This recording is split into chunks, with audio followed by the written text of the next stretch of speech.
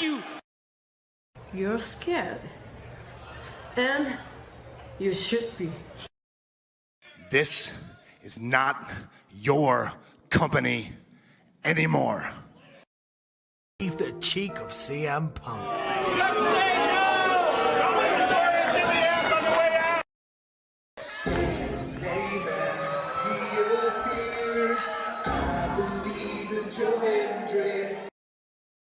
Out! Combo move! This is what they've been doing! Hey, McAfee! Everyone shut the up and sit down! We got a mom in the front row who taught her daughter how to suck dick! I'm Mina Shirakawa. I used to be a model. I want to put on a big show. And that's the bottom line, because Stone Cold said so. What is going on, everybody? Welcome once again to the Saturday Shenanigans, hosted by yours truly, the Renegade JJ Williams. Hi guys. Hi guys. CM Punk drama bullshit to the side. I still consider Hangman the worst AEW champion they've had. First of all, we're going to bring in Walter Cruz. I said that as a joke when what's his name did his promo Monday. He said, "I'm from a prestige university." I said he majored in Steiner, man. We've got the Heb man, James Hebert, in the house. I do really cool and dumb things. Mutants. Right. A lot of shit going on here. A lot of fucking crazy ass shit. Where is Noah JD? Well, say his name and he appears, because we believe in Noah Foster. Fuck is this intro? It is one of those things where as fans we do have these desires of what we want to see, but sometimes you can't always get what you want, and there are reasons you truly don't get what you want. I wouldn't even listen to this in Grand Theft Auto San Andreas. What the fuck is this shit? God, rapid whack. Like I said, never been a greater time to be a wrestling fan than with more companies in a more lucrative spot, in a more comfortable business spot, in a sense of mind, it seems, than ever. Again, WWE is not the only one. It is not the end-all, be-all. So let's go back to the Renegade Wrestling JJ Williams to get the official word. JJ, speak! Make sure you tune in every week, because you never know who's going to drop in to join the shenanigans. Catboy is in the house. Hello, my internet family. I say if you want to make them as evil as possible, make them really mad. We have Mansfield joining the party now. What is going on, Josh? Like I told no one when we were in Cleveland, him joining JCU was just an unfortunate side effect of my shenanigans towards you, JJ. I know how it can get better, Noah. The panel chooses you. Shut the fuck up, Josh. He said that so like. We got so many intro back. Yeah, I was gonna say. Just think how you and I had lunch together the other week. That was different. Ladies and gentlemen, the Queen is here. Say his name and he appears. We believe in King A-Train. There are so many believers in Joe Hendry. The only person on this panel that doesn't believe in Joe Hendry is King A-Train.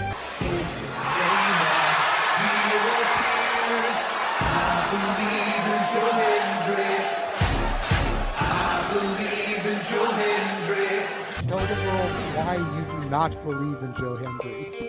The reason I do not believe Joe Hendry is he is Fandango 2.0 in a entrance merchant. I rest my case, Your Honor. Hey! There's nothing wrong with being an entrance merchant. He has some of the best entrances of all time. Teleporting into the command center, all the way from Angel Grove High, Datilla. Oh, yeah. I went to the command center on Thursday. I went to Vasquez Rocks, which is where they filmed a lot of episodes. Somebody actually climbed to the very top of those rocks. I made it halfway. I was like, I'm not going up there. Definitely Toni Storm versus Mariah May. That's the one match I probably am looking forward to the most. I really like the story. I'm familiar with all about Eve, so if it plays out that way, I kind of know how this is gonna go. Say goodnight, Datilla. Good night. James, you did say his name. So he shall appear, ladies and gentlemen, the first time on the Shenanigans. Jeff Meacham is in the motherfucking house. Ah! All right, we're coming in hard with the botch. All right, fucking hell. It's good to be back. It's good to have an opportunity to talk to the crowd on a Saturday. If you want to have yourself stomach through it, you can go back and watch when the Main Event Mafia took over Impact. That's what James is talking about. So if everybody just joined us, we're talking about people sedating people, attempted murder, boys, and tips. Welcome to Saturday Shenanigans, everybody. Aren't you glad I'm back? Welcome back, Jeff. Cool. What is going on, everybody? Welcome to the Saturday Shenanigans here across the Simply Reliable Studios brand of channels. You know who I am. You know what this is, for you have tuned in every single week, more than likely. But to the new people that are tuning in, welcome, foolish mortals. It is I, the Renegade of Wrestling, JJ Williams, here to welcome you guys to the Shenanigans. And hopefully we're not going to come in hard with the botch. Let's go ahead and bring in the West Coast Professor Jeff Meacham. Hey, am I gone? We actually talking? Okay, good. It worked. Good. Yes. Not with a botch, just with blue. Dabba dee, dabba die, Renegade. Dabba dee. Ah, there you go. The bluish holidays will begin at sundown on Christmas night, but yes, it's always nice to feel the spirit early. For you, longtime viewers, blue drink, NWO shirt. Shit's about to go down today. You know. And if you didn't know, then yo ass better call somebody. Yes. And yes, this bluish drink is too sweet. Way too sweet. Jesus Christ. Next person we're gonna bring in was the man who held down the action for NXT Deadline, much as he always does, and a man who has been getting caught up on AEW Collision. He is definitely going to be the Montel Vontavious Porter, the MVP of the studios over the next month, as AEW is trying to kill us. Noah Foster, how are we doing this evening, good sir?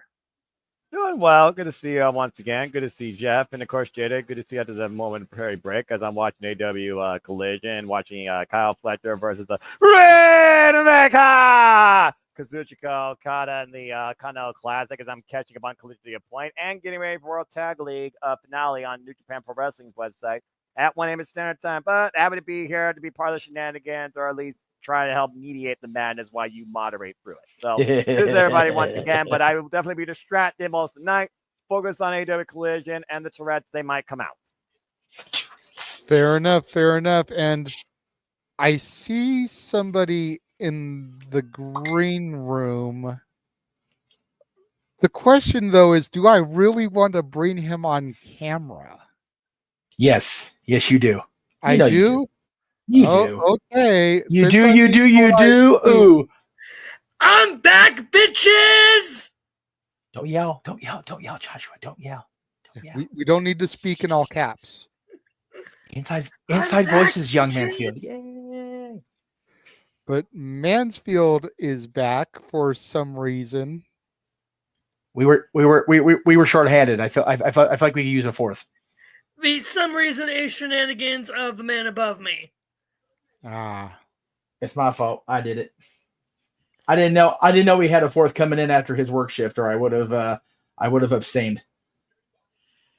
Love Josh, but I didn't want to create a fifth wheel. So I'm used to it. I mean, you only got one good leg, so you might as well give you a wheel to go along and make sure you can get along okay. Exactly. Damn. There you go. What I said? I didn't do nothing. I didn't do nothing. What is going on, Josh? I guess it's good to see you. Love you too, JJ.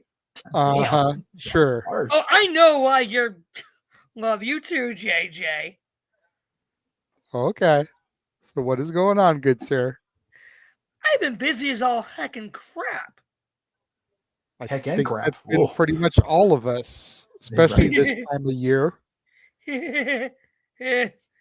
Oh boy. It's Advent. Christmas is coming. This is I'm valid. a music director. Okay. Hey, are you getting paid for that position, or is it something you volunteered to do? Because if you volunteered, stop your bitching. Yeah, there you go. Okay. Zip it out. Oh, got him already. 10 minutes in. All right, that's good to know. That's it. Oh, I'm gonna behave as much as. Yeah, you are going to behave. You are going to behave. You're going to be a good little Mansfield. Calm your tits, madam. Production controllers and can eject you. Hey, even though my Browns are sucking, we beat Greg's team. I unfortunately now have to buy a Broncos jersey that says Simp 69 on the back, but because I lost the bet to Maddie. But I have a serious question. I swear I'm really not trying to razz you with this, but when have the Browns not sucked? This is valid. At least 2 years when we made the playoffs. That's true. Was it 2 years ago you made the playoffs? Flacco here. Okay. Because it just seems like every time I see the Browns, they're browning. You know what though? That whole region, that whole state is just having a year, man. Freaking, JJ used to. I still do listen to the My World podcast with Jarrett, man. Jeff and Conrad are just up Abyss's ass for going all in on Joe Burrow. Ooh, man, the Bengals are having a rough year. Oh, believe me, Greg and I have a very fun time annoying a certain SRS when it comes to the No, you know what though? It's not just Sean that deserves the flack for being a Bengals fan. Every single Bengals fan, including the guy that sits out in the front room when he's not at the hockey games, like, no, they suck. They beyond suck, and they deserve every bit of flack they get from everybody this year. So that's not just an attack on Sean; that's an attack on everybody, and they all deserve it. God damn it. Every single one of them. I feel bad. I haven't been checking in with Mr. JJ on his watching football this season. Because my team's been getting my butt kicked all year. Here we go with the rando. If I'm being 100%, I have yet to sit down on my couch and legitimately watch a game. I tend to work more often than not on the game days. This is valid. And I work at a restaurant, so the games are on. I do occasionally stand there and converse with my fellow bussers about games. On Thursday nights, I'll ask them, is the game actually going to be a good one that's going to bring business in, or is it a game no one's going to care about? Sunday is pretty much everything, and then Monday is usually like the highlight of the week. Oh my gosh, our game Monday was amazing. But Thursday, I usually always have to ask, is this going to be a good game that's going to bring in a bunch of business, or is it a game no one gives a shit about and they may as well sit home on their couch and cry their woes away? Yeah, and then I do work Sundays quite a bit. Usually not scheduled, but there's a guy at the job who actually plays college ball up here. Oh, nice. So he's always dropping his shifts, and I usually pick him up, and he's usually always scheduled on Sunday. That's so I usually get to see a little bit of various games scattered throughout the restaurant, because probably got like a good 20 TVs, and only one isn't usually on the game.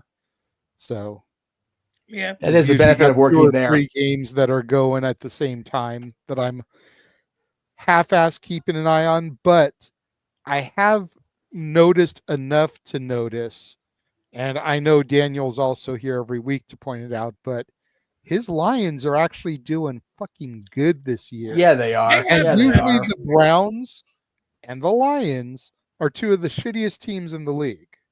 So if the Lions can have an outstanding, if the Lions can have a decent team, then there's hope for the Browns at some point. That's fair. And Safet, the Giants always suck, so I don't know what to tell you there. Yeah. Fair. That's why Kevin Arnold always wore the New York Jets and not the Giants. Mm-hmm. Yes. And the Jets can't even do anything with an old man grandpa Aaron Rodgers. I have no comment in the football speak overall, except for picking on everybody else, just because my own franchise quarterback said we Cowboys suck. So, what am I going to do with that shit? Can someone just buy the team from the old man yet? He's not the only problem, sadly. Not anymore. Well, I'm aware of this. Apparently, Charles's team is the Lions as well. So, I know it's not Charles Schultz, but that man's namesake in the theme park world and in the comic and TV world is my hero right now.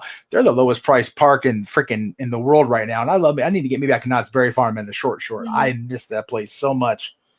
And real quick, just because the man to my right here only cares about one football game a year, I think he can probably agree when I think I say, fire Ryan Day yesterday.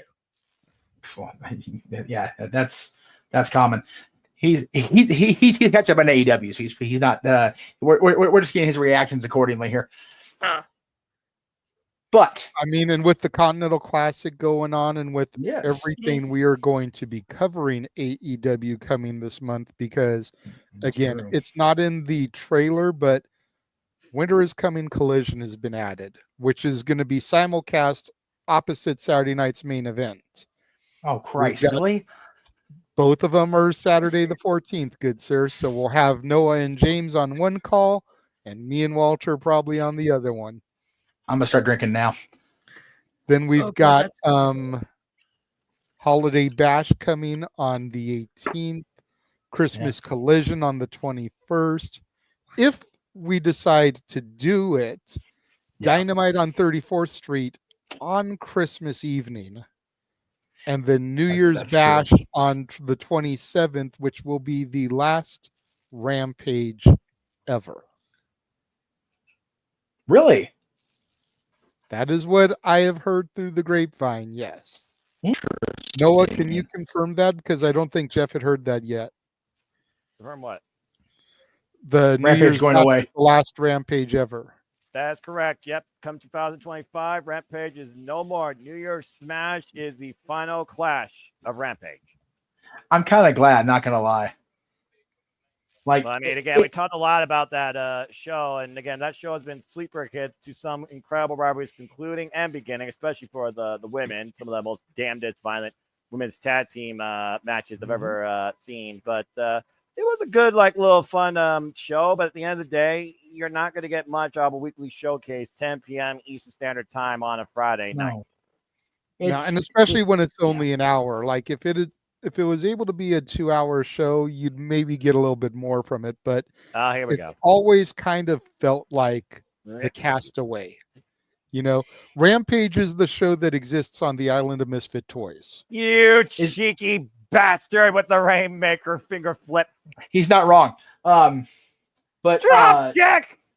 Right there with the Charlie in a box and the bird that doesn't fly, doesn't swim. There's AEW Rampage. It was one of those, once Punk was gone, the Saturday, the Collision became kind of there. I mean, they got good action right now, obviously, but Rampage felt like WCW Saturday Night after Thunder debuted.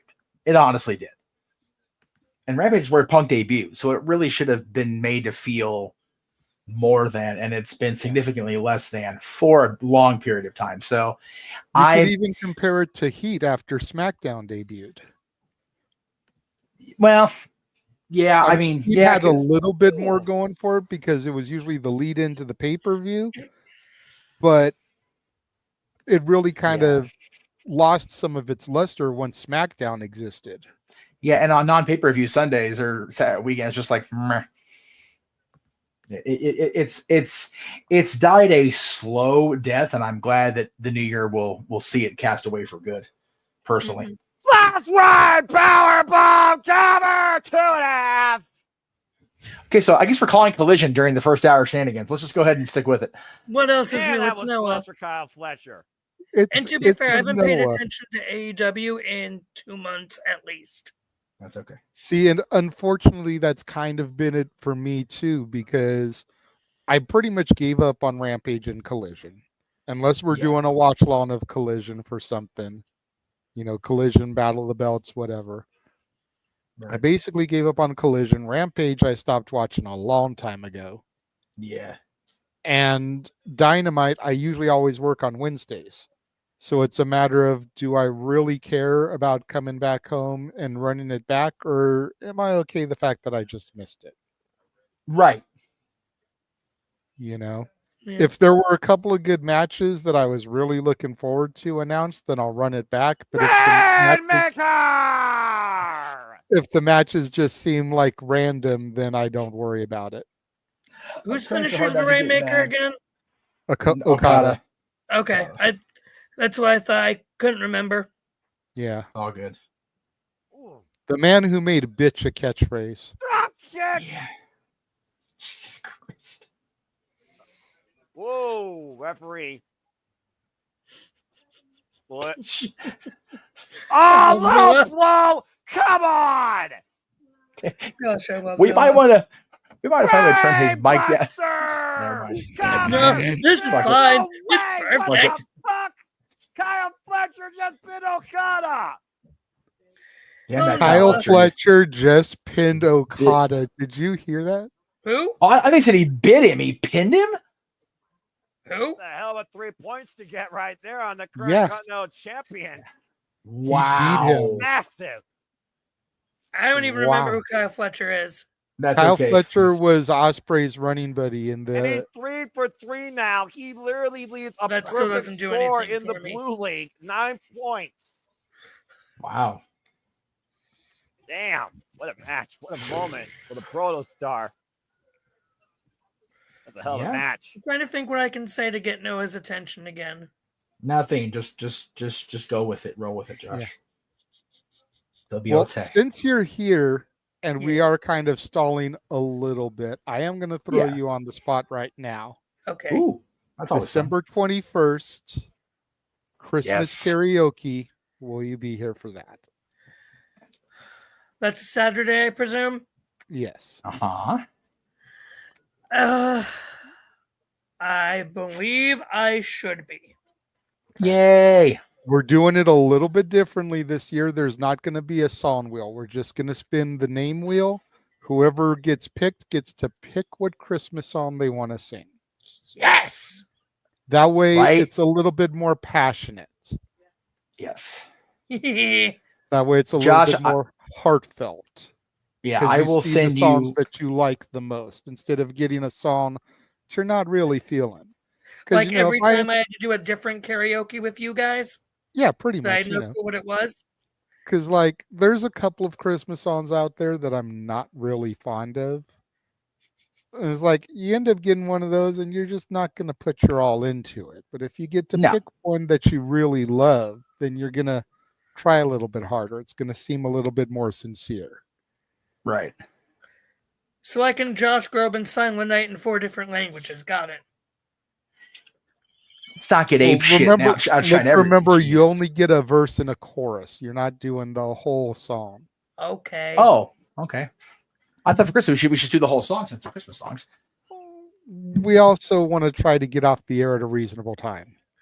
Some of us have work the next day. Oh, He's right, and I could sing all 8 verses of "O Come All You Faithful," but I'm gonna behave. Oh God, yeah, some no, of them, yeah. some of us have church the next day. This is some true. of us This have is true. work the next day. So try to get off the air at a reasonable hour. Are you working that day, by the way, the Saturday, the 21st? No, I'm working the 22nd though. Okay. Okay. Unless I get a opportunity to pick a shift up, I am not currently scheduled that day. How about that? Okay. Just trying to figure out logistics for travel purposes. I will say, JJ, I was sorry. talking, Muckerfeather, since we're coming up there Christmas weekend. So okay, cool. Me and the boy both are going to be there at Teresa's. Right on. So. Hey, there's no reason we can't do You're a Mean One, Mr. Grinch. If someone That's wants right. to do it, they can do it. You know what? I will put a call and we'll get Sabrina Carpenter to come on and sing it for us. That's what we'll do. And this is very valid. What is a reasonable hour when it comes to Los Domingos? Well, they're also local based here in LA, so they're up at the same time we are, so it's all good. Oh, shit. Beast Life comes Morphos first. versus Kazuchika Okada. Winner is coming collision. It is Christmas, Mr. Fat. You gotta You gotta understand. So, Josh, I'll give you incentive to be part of with permission to share screen, Mr. Williams. Go ahead. Since I got the buttons. I was going to say, you've got producer credit or ability. But I asked. I didn't want to be that guy. I do appreciate it. Yes, because Noah's name is on the marquee this time. No, that's not Noah's. Okay, so not only will you see. Where'd it go? Come on now. There it goes. Maybe. Where'd it go? Why is it not doing it? There it goes. Santa Meach will be part of that show. Yes. But and you'll have his elf. If you dress in costume for the karaoke, that's fine. Sell it, Josh. We're trying to sell it. Hey, you know what? If he wants to get in the gimmick and sing the songs with me with Santa Meach when he pops on screen, go for it. But also that week, pending moderator approval, for the first time in the 22 years of No DQ Media, Santa Meach will be on the No DQ review the 17th. Pending virtue approval. So, wow. I'm going to have to try to make sure I'm booked for that show. Yeah. Santa Meach has been on Santa Meach hosted Talk Wrestling in the first 100 episodes. Santa Meach has been on No DQ a couple of times since, and Santa Meach has been in here quite a bit, but he's never been on the No DQ review. Considering I'm always booked for Thursdays, I will not be there, but I will try and Tuesdays. Oh, oops. See, I don't even pay attention anymore because, well, we don't want to know why on here. We're being nice. We're being nice. Mm-hmm. Just like I bit my tongue when you mentioned our SRS. Oh, I know. When it comes to virtue, and we'll SRS. We heard you, Shelton. SRS. We heard you, Brian. We'll talk about that later. Yes. Love you, JJ. Yes, yes. It is. Hey, look out. Ding, ding, ding, ding, ding. We did get a super chat from CJ. Hi, Jeff. As you know, I am a big Bayley fan. I have heard some people say they think WWE should turn Bayley back heel already. I disagree. What do you think? Okay. A couple things. CJ's not up to the new normal around the Survival Studios. If you want something to go to Jeff, make sure you PayPal Jeff. This goes to JJ, which is fine. JJ's always got to take your money off you. He just won't get it until January 21st now, as opposed to now. As far as this question, you've asked me this question in private, sir, and I've answered you. However, since you gave JJ the money, I will gladly answer your question exactly, mostly the way I answered it in private. Let it cook with Bayley. She has been just kind of treading water for so long because a lot of the women are doing the same thing. It really seems like every women's division except the main roster of WWE is starting to pick up momentum. The knockouts have always been good. The NXT women's division kicked all the ass tonight. Accurate. The AEW women's division, while still shaky, it looks like it's starting to improve a little bit. Yes. Back, not near where it was by any means. No. And then I would say just let's get through. I say this to Dylan all the time when it comes to everything. Let's get through the holidays, because once we get past the holidays, it's Rumble season, baby. The Royal Rumble will be very indicative of where everybody goes on the roster. As far as Bayley, I really don't know at this point. Like, I think a complete 180 or a reversal of fortune back to the hugger is the wrong way to go. That's for sure. Agree. She's an okay babyface as this new Bayley, but I think the heel Bayley had gotten to the point of obnoxiousness rather than effectiveness. So they're trying to see where they can find her happy medium. I know you love you some Bayley. Every time I see you post on Facebook, it's about her being champion again.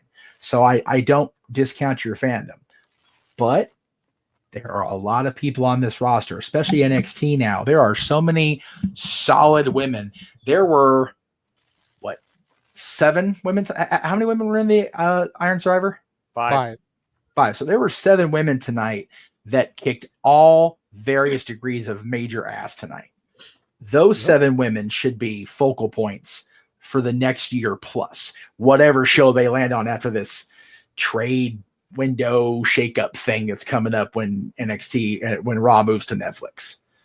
So I would say once we get past that, we could figure Raw's going to be on Netflix, NXT is going to be here in Los Angeles. Thank you, God. And SmackDown will be big that week too. So actually, SmackDown New Year is going to be January 3rd. They talked about that on last night on SmackDown. So that whole week is going to be, for me, very indicative of the rest of the year. Much like my New Year's show will be, and we'll talk about that at the end of the show. I've got the graphics all loaded, ready to go. So not in the system. I'm going to share screen just so you don't have to worry about me digging with your stuff over there. Good stuff coming. Be patient if you're a Bayley fan. Be patient if you're a women's wrestling fan. It's about to get fucking real. Like it really is. Just got to be patient. Yeah. Especially if what I'm hoping happens with the Who Attacked Jade angle. No, we were talking about that on this show last week, or was it the review last week, Jay? Or both? Might have been both. Might have been both. Because I know we talked about it ever since it happened, and it's been a couple of weeks. I am more convinced than ever it's Naomi after the conversation with Bianca last night. I'm so convinced. I'm convinced it's Bianca. No. Okay. You haven't been part of our discussions here. So brief cliff notes. When did Naomi return to WWE, Josh? Rumble. 2024 Royal Rumble, right? Yeah. Who returned to WWE in that same match? Or excuse me, who debuted in that same match? Oh, that bitch. Jade Cargill, who also made an appearance in that Royal Rumble match. That would be the former TNA Knockouts champion, Jordan Grace. Okay, good. Okay, so he's already on the same page. Okay, you're in the book at least. Let's get you that same page now, right? How much attention has Naomi had on WWE television since her return? Oof. Compared to how much attention has Jade Cargill had since her debut? Compared to how much attention has the TNA talent had on WWE television since her presence has been felt? I believe in Joe Hendry, so yeah. Yeah. So Jordan Grace and Jade Cargill, 2 basically outsiders, getting more attention than a 2-time women's champion, world champion, and a married, yes, member of the bloodline. They fucked with the wrong woman. She done attacked that bitch. And let me ask you this. What championship is Jade now a 2-time holder of? Oh, the tag titles. What belt did Naomi walk out of the company with? Oh. Never actually lost. Yeah. To quote a beautiful TV host who hosted this particular part of his Christmas special with Magic Johnson, connect the dots, la la la la, connect the dots. That's fair. I mean, that is a valid point, and I could see Nick Aldis having Bayley choose who her, I wouldn't even call him her Bianca, new tag team partner is for the tag titles be Naomi. That would be interesting. Personally, I still think it makes sense for it to be Bianca with some tension they've had, and just about where we can get Bianca versus Jade at Mania. I'm not going to take this as far as making a bet with you, good sir, even though I have a history of winning those. Oh, yikes.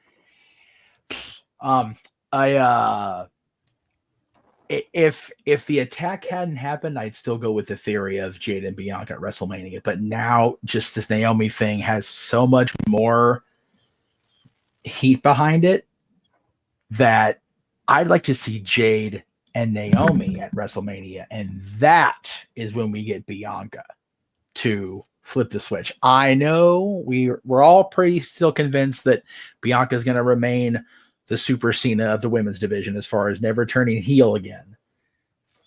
But they got to do something to shake that shit up. And yes, Naomi being the fly in the ointment would be a tremendous shakeup to the whole story. But for me, going into SummerSlam's in Minnesota this year or next year? Well, wherever it is this year for this United. 2025 is next year. So, well, no, because I was trying to think if it was in Minnesota this coming year or the year after. I forget which one. It doesn't really matter. 2025 SummerSlam, that would be a cool thing to build. Jade versus Bianca, build that from Mania to SummerSlam. 2025 is Jersey. 2026 is Minnesota. That's the one that's in Jersey. I can't remember. Okay. Well, good thing they're doing tonight's in Jersey because people actually get home and safely from the platform instead of having to wait for 10 years now. WrestleMania 35, Josh, look up the transit system. Oh, that's right. You're right. Aftermath in the Wikipedia section alone is a good read. It's gracious. Yeah, that's right. That was in Jersey. Yeah. It was in Jersey. So that's why they did 2 nights to make sure people don't have to die and freeze. And also in the summer, so they won't die of frostbite on that platform either. Anyway, yeah, I love his theory he put out there, whatever it was when it first happened, and I am solidly behind it. And to be fair, it wasn't even my theory. I saw somebody else run it by blow on Facebook, and I just kind of jacked it. Yeah, well, I don't follow whoever it was on Facebook, so I'm giving you credit and I'm rolling with it. That's my story, and I'm sticking to it. I appreciate it. You mean like how I always jack your theories half the time before you have a chance to say them, JJ? Well, no. That makes you more like Meltzer. You and Walter both. That's why Noah has started to make sure that I go before Walter when we do predictions. That way Walter can't feel my thought process because he's realized that we're on such a frequency. Well, you and I used to have that a lot too, Mr. Renegade. I know, it frightened me. Scary stuff. Me to death. Yes. Not as frightening as a certain scary Teddy to an almost 16-year-old, but close. Oh my God. Jeff gets it. Nobody else in the room gets it. Nobody else in the room gets it. We'll explain. Like Elsa and let it go. It's got nothing to do with anybody here. It's an inside joke. Fair enough. That's it. So it's a new day. CJ has kept going. I will run through a few of these others, but super chats are how your questions get answered, CJ. But I do want to know why you think Nia deserves to be fired. Yeah. That is something that I would like to know because, and I understand everybody has this hang up with Nia over her previous run, but she hasn't really injured anybody in this run.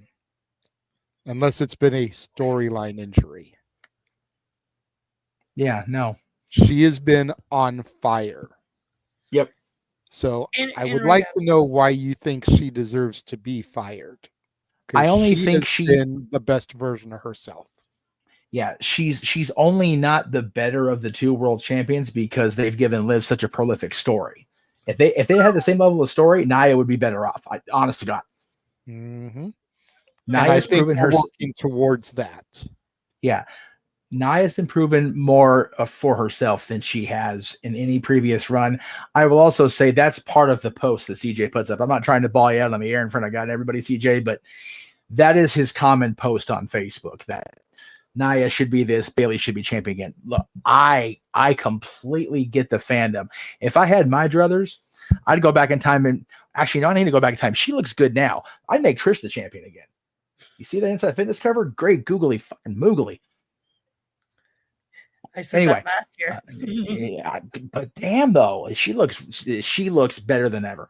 But again, the fandom is one thing. Wanting Nia fired is a whole other thing. And okay, so if your stance then, CJ, I'll go ahead and lead along here. If your stance is she should not have the title over Bayley, that is a valid opinion, and that's fine. I'm not trying to be a dick when I say this, but as the common phrase goes, opinions are like assholes. Everybody has one. A lot of them stink. Yes, I personally feel that's a bad take. No, I do too. I feel like, if I'm being completely honest, I feel like Bayley got stale. Yeah, she did. Her championship victory over Io at Mania was a means to an end. Yep. That is all it was. She was never meant to be a long-term champion. No. I feel like Nia is killing it. That's why they had her win Queen of the Ring. That's why they had her dethrone Bayley. And whether she loses the belt before WrestleMania or at WrestleMania, we kind of already know where the championship is headed. Mm-hmm. The question is, how will it get there? Going back to how we were just booking Naomi versus Jade at Mania, where does that leave Bianca? I'd kind of like to see Bianca versus the returned Charlotte Flair. Because I don't care if Charlotte has the belt already at that point. Hand down, Josh.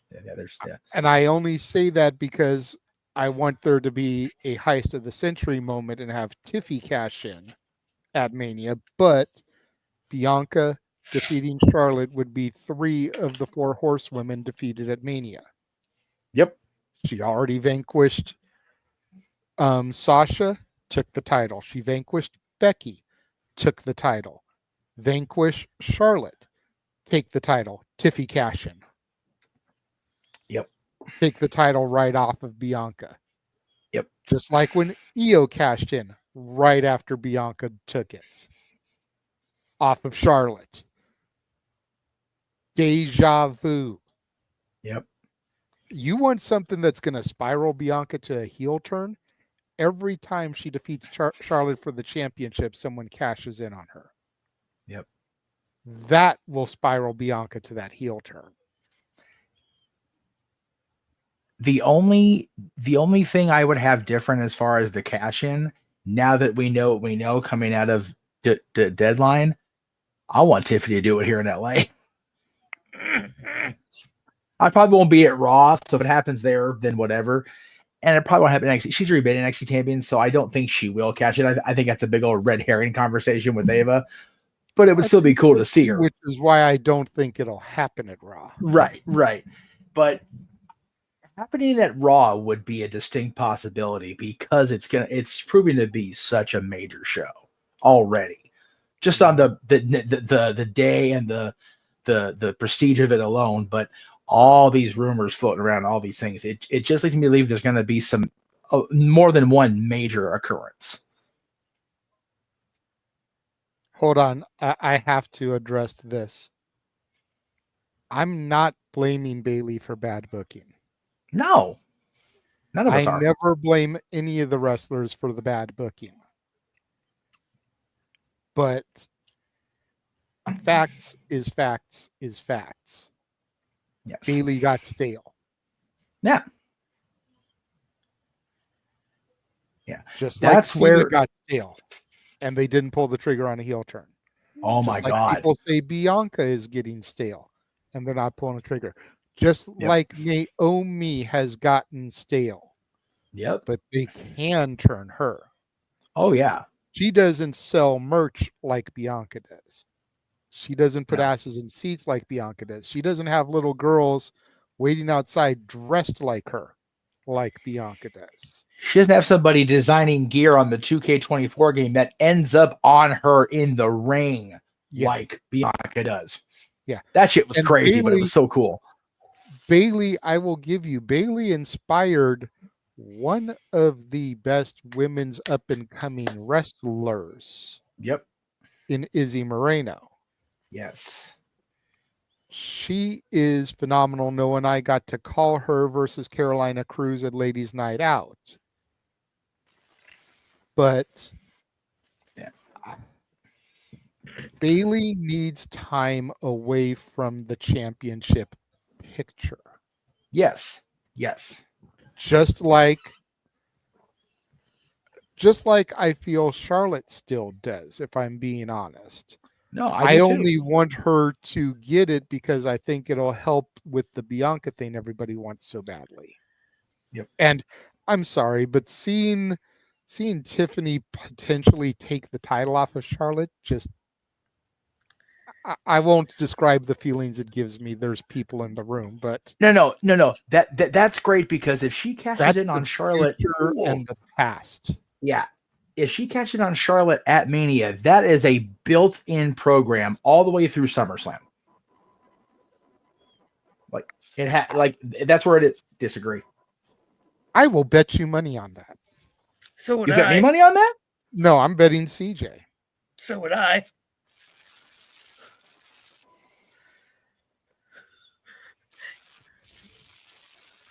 May I? Red 5, stand by. No. Just no. Nobody say nothing. Okay. Yeah. No way.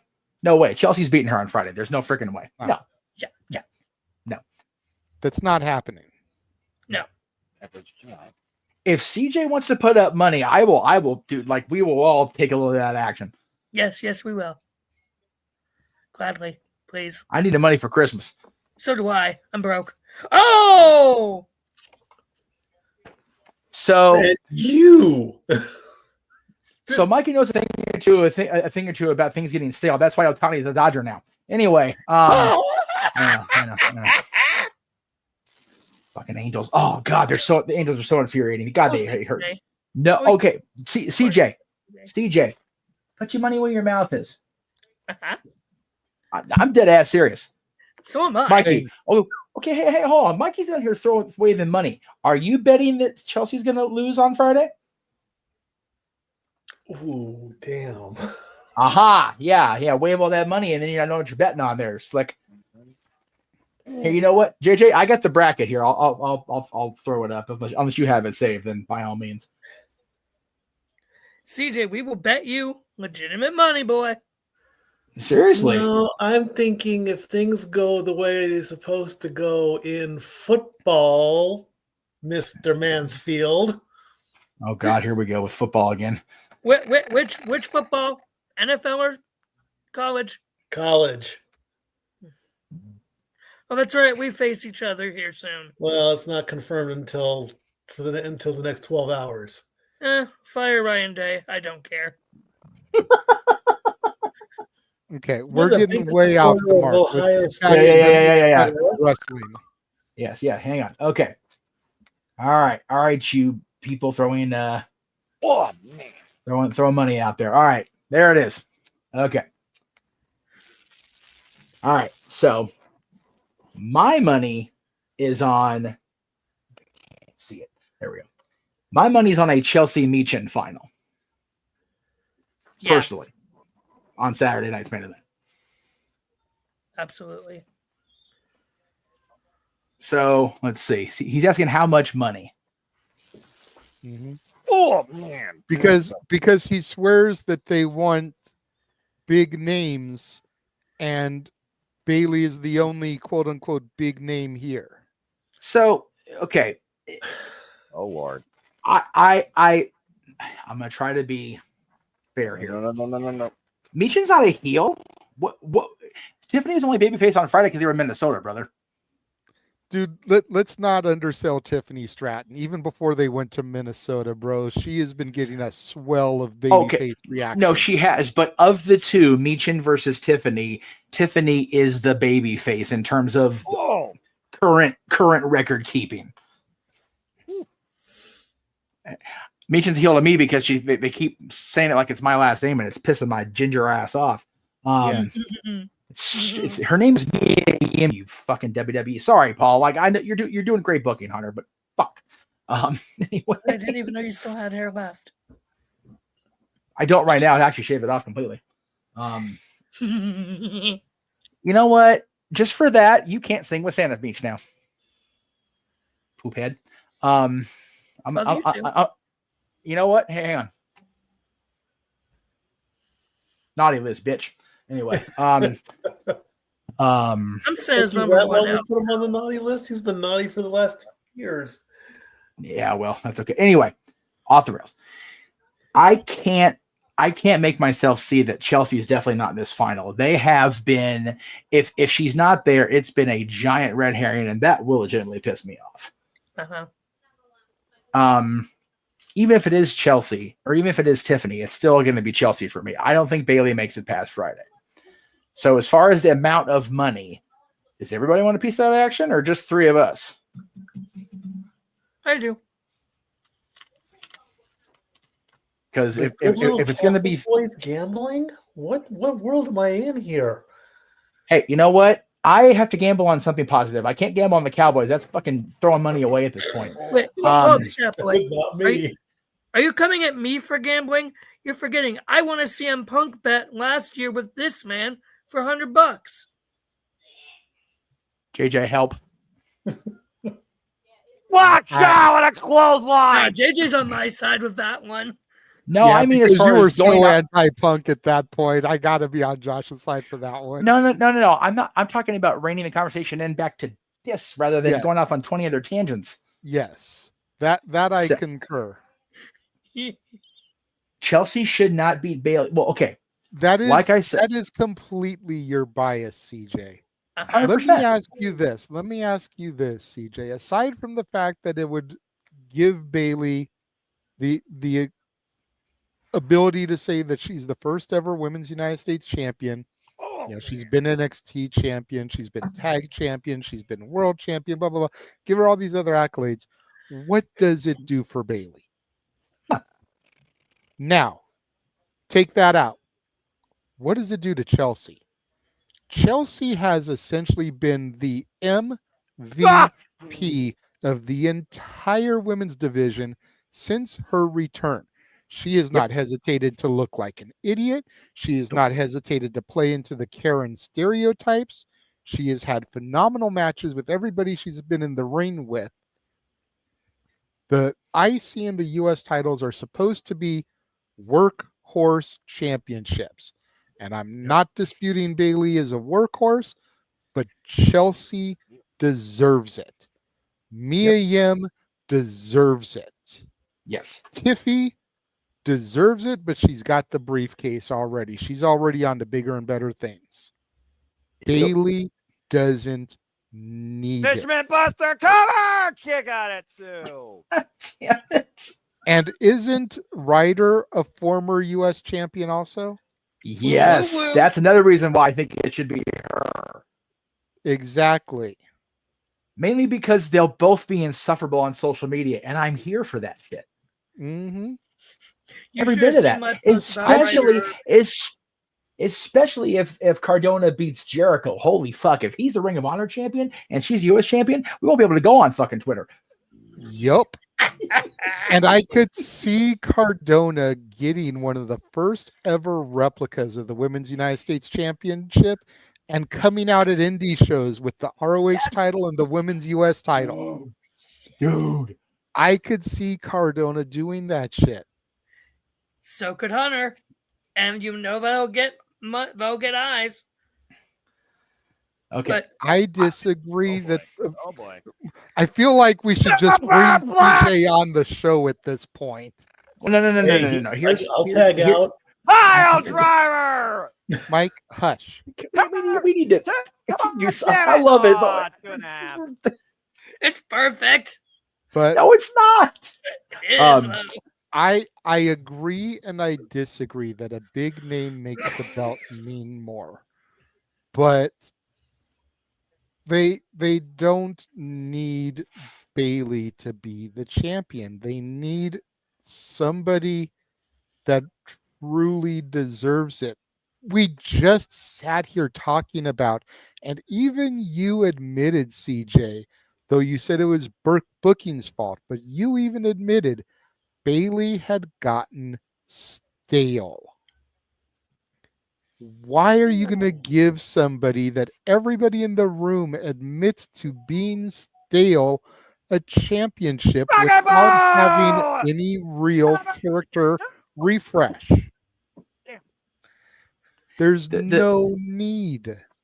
The issue is and again, I'm only saying no to bringing him on because we're pushing a rock uphill.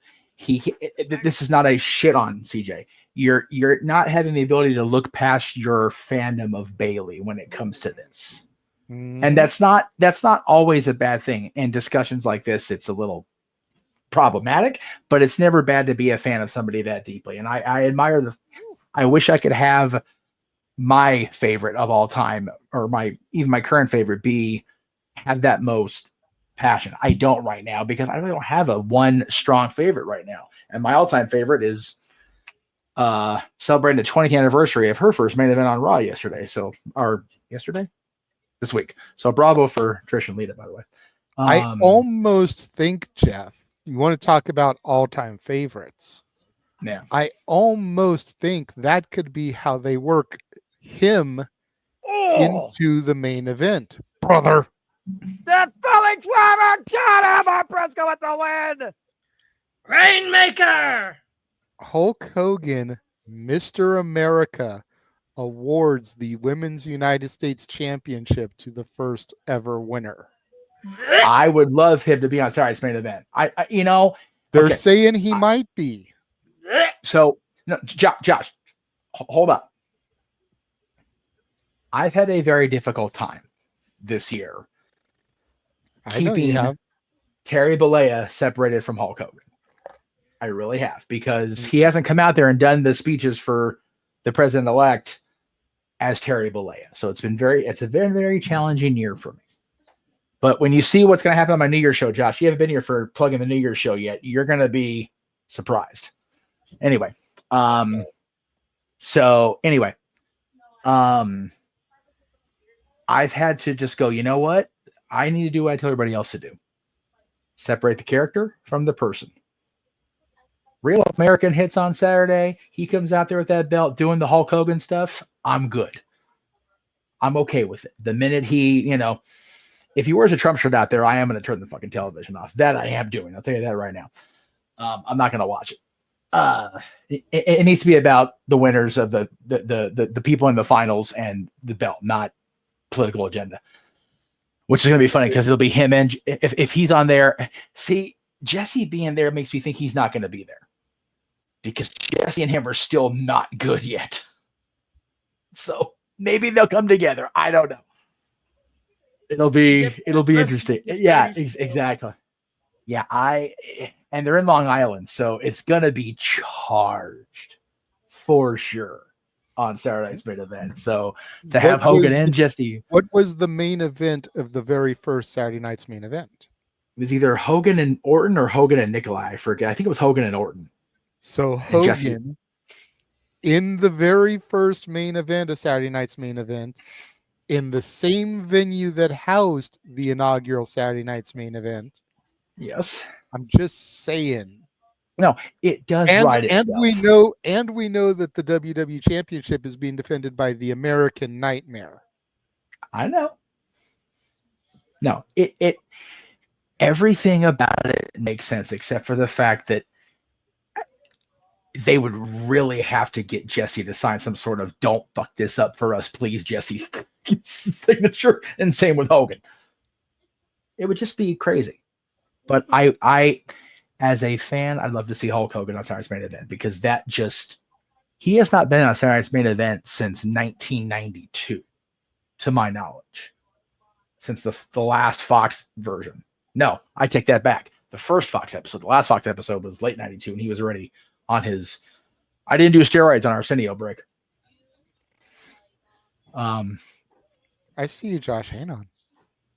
So, anyway, as far as I think Bayley is the least likely of the final four, personally.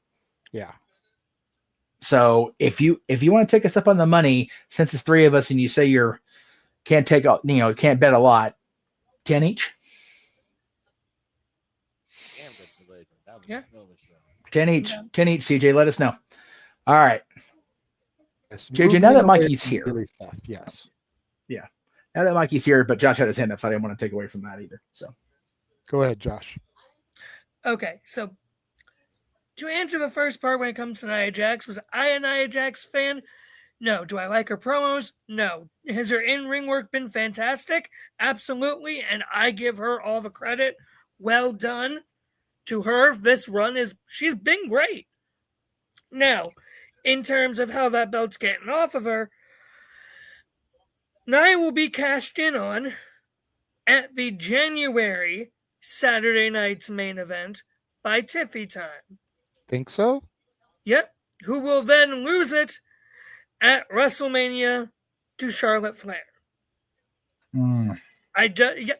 Yeah, I know, JJ, and I'm not saying it just to tick you off, but if Charlotte's coming back, we're getting Charlotte versus Tiffy time at WrestleMania first. Bianca can go versus Jay because I still think that's the direction they're going to go. In terms of the U.S. women's title, it will be Chelsea Green, and she deserves it. Absolutely. It's not going to be Bayley. And here's the thing. I get the point of wanting a strong name as your first champion, but you don't always need that. Now, granted, I think for the U.S. title, it works to have a new name because in the WWE, the U.S. title was a new title, even though it came over from WCW when it was brought back in 2003. You know, it makes sense have someone newer go for this title. On the Raw brand, when it comes to the Intercontinental title, it absolutely 110% has to be Natalya. I will take no exceptions to this. You are wrong if you disagree. And the person who should present it to her on the first Raw of Netflix should be Bret the Hitman Hart. Again, I take no other opinions on this. Because that one, I think, should have that, and she absolutely deserves it. I think I'm done. Okay. I have a correction about my claim on Saturday night's main event. Okay. I forgot that he and Brooke appeared on an episode leading into the Randy Orton match, so that's my bad. But as far as wrestling and a major appearance, it was in 1992 when it was him and Sid Justice, Lord, against Flair and Undertaker when Sid finally made the big turn. All right. So I have been asked to take the lead because we are going to Charles, you are more than welcome to repeat your question because it definitely scrolled up or beyond where I can get it. So while we wait for Charles to repeat his question, Mikey, you kind of came into a cluster of a conversation, but we'll go ahead and throw it to you. What do you think of it being Bayley and whoever else from the other side in the finals? What is your, you know what? We're not doing a prediction show for this show since it's not real. It's a pay-per-view. What is your prediction? What will be the U.S. Women's Championship match next Saturday night of the four? Actually, really quickly, Noah was saying on the NXT thing that even though it's not a PLE, he might do a simply predicting just because of its magnitude. Then I'm going to do the last 30 seconds. Cool. Okay. But Mike can still answer the question if he wants. So, sure. Actually, what's your opinion on Bayley overall? Since her return, it's turning tweener, for lack of a better term, and her 2024 run here. It hasn't been very impressive lately. Okay. Is she a workhorse? Yes. Has she had a great career? Yes. I don't want to mention the R word for a wrestler, but if there's not much more that she can do, then hang it up. I mean, there's tons more talent in NXT that can come up. I know that I haven't had a good look at, but I'm looking at the clips from Deadline. And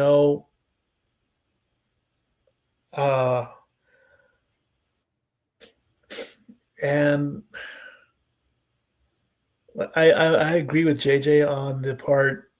What's the point of putting the U.S. belt on Bayley? There's no need to it. So I'm going to go out on a limb. I'm going to say it's going to be Chelsea versus Minchin in the finals. Minchin? I'm okay. I'm okay with Chelsea being the first U.S. champion. And yeah, definitely.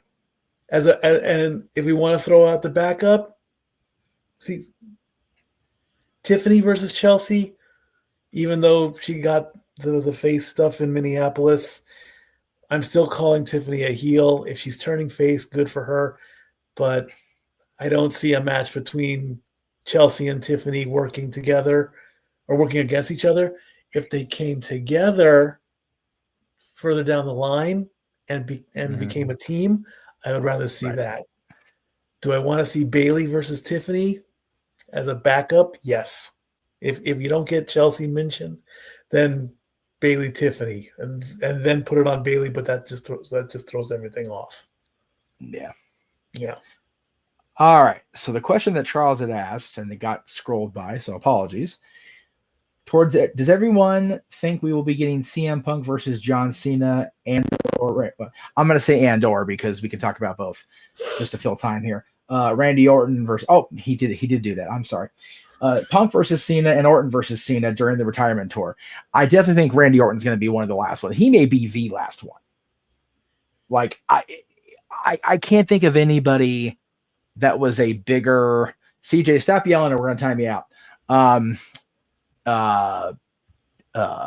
I think there was a bigger rival for John Cena that's still in WWE than Randy Orton. So he has to be on the list for my money. As far as Punk, it really depends where we go after WrestleMania. I feel like we're not going to really know Punk's path until after the Royal Rumble, maybe after WrestleMania. But I, for one, would like to see Punk and Cena go one more time. Mikey, what about you? Punk versus Cena, sure, why not? Let's relive all that years ago with the pipe bomb going into them. Cena versus Orton, sure, one more time, why not? Let's Cena's got so many names though. I don't really think that the year is enough. I know he wants to be done. I get it. Cena's had one of the best careers ever. I applaud him. He finally admitted that it's time. That is through all the sports leagues. It is so difficult for a megastar athlete, be it basketball, football, hockey, baseball, that they can finally say, it's time, it's over, it's done. I want to be done. So kudos to that to John, but there's still so many possibilities that if you can squeeze it all into a year, they're going to want more. Okay, I mean you've got Cena Orton, you've got Cena Randy. I'd also like to see Cena LA Knight. I would love to see that matchup. Yes. If they can make a nice quick story about it, do Cena Roman again. Kind of like a bit, Cena Solo. Cena has to get his revenge from Solo, constantly spiking him all those months ago. Throw that. Well, he did at WrestleMania. He helped. He neutralized Solo during the match with Cody. That was that comeuppance. Well, he helped, yes, but he still needs to get that one-on-one. I think Yeah. There's just maybe have Cena do a match with Braun. Oh God, Braun Strowman would gobble John up. No, Braun Breaker, not Braun Strowman. Oh, okay, Braun Breaker. Yeah, okay. Yeah, okay. That's well, no. I again, I think it would be okay, but it really depends. For me, it's a lot. I do want to see John face a lot of the younger guys he hasn't faced yet, but I also want to have the nostalgia balance out. So for me, it's that's gonna be part of my New Year's show is predict John's retirement tour. Before you go, I'm gonna throw to JJ because Josh, every time you move, I know you're definitely one with the spirit, but you got this freaking holier than thou glare behind you with that light. So like change your positioning or something. No, because when you move your head, it's still going to be there. I'm talking like if you can switch your whole positioning, that would be bonker. That'd be beautiful. I'll go ahead and pull you, or we can that. Oh God, that's like infinitely better. Yes. Okay. Cool. Okay, I'm still throw JJ next. That way I can give you time to think about it and recover. Do I think we will see Cena Punk, Cena Orton? Yes. Do I really want to see Cena Punk, Cena Orton again? Jury is still out. Ooh, okay. Cena Punk is really kind of what set Punk's championship run ablaze. We were there for the pipe bomb in Vegas.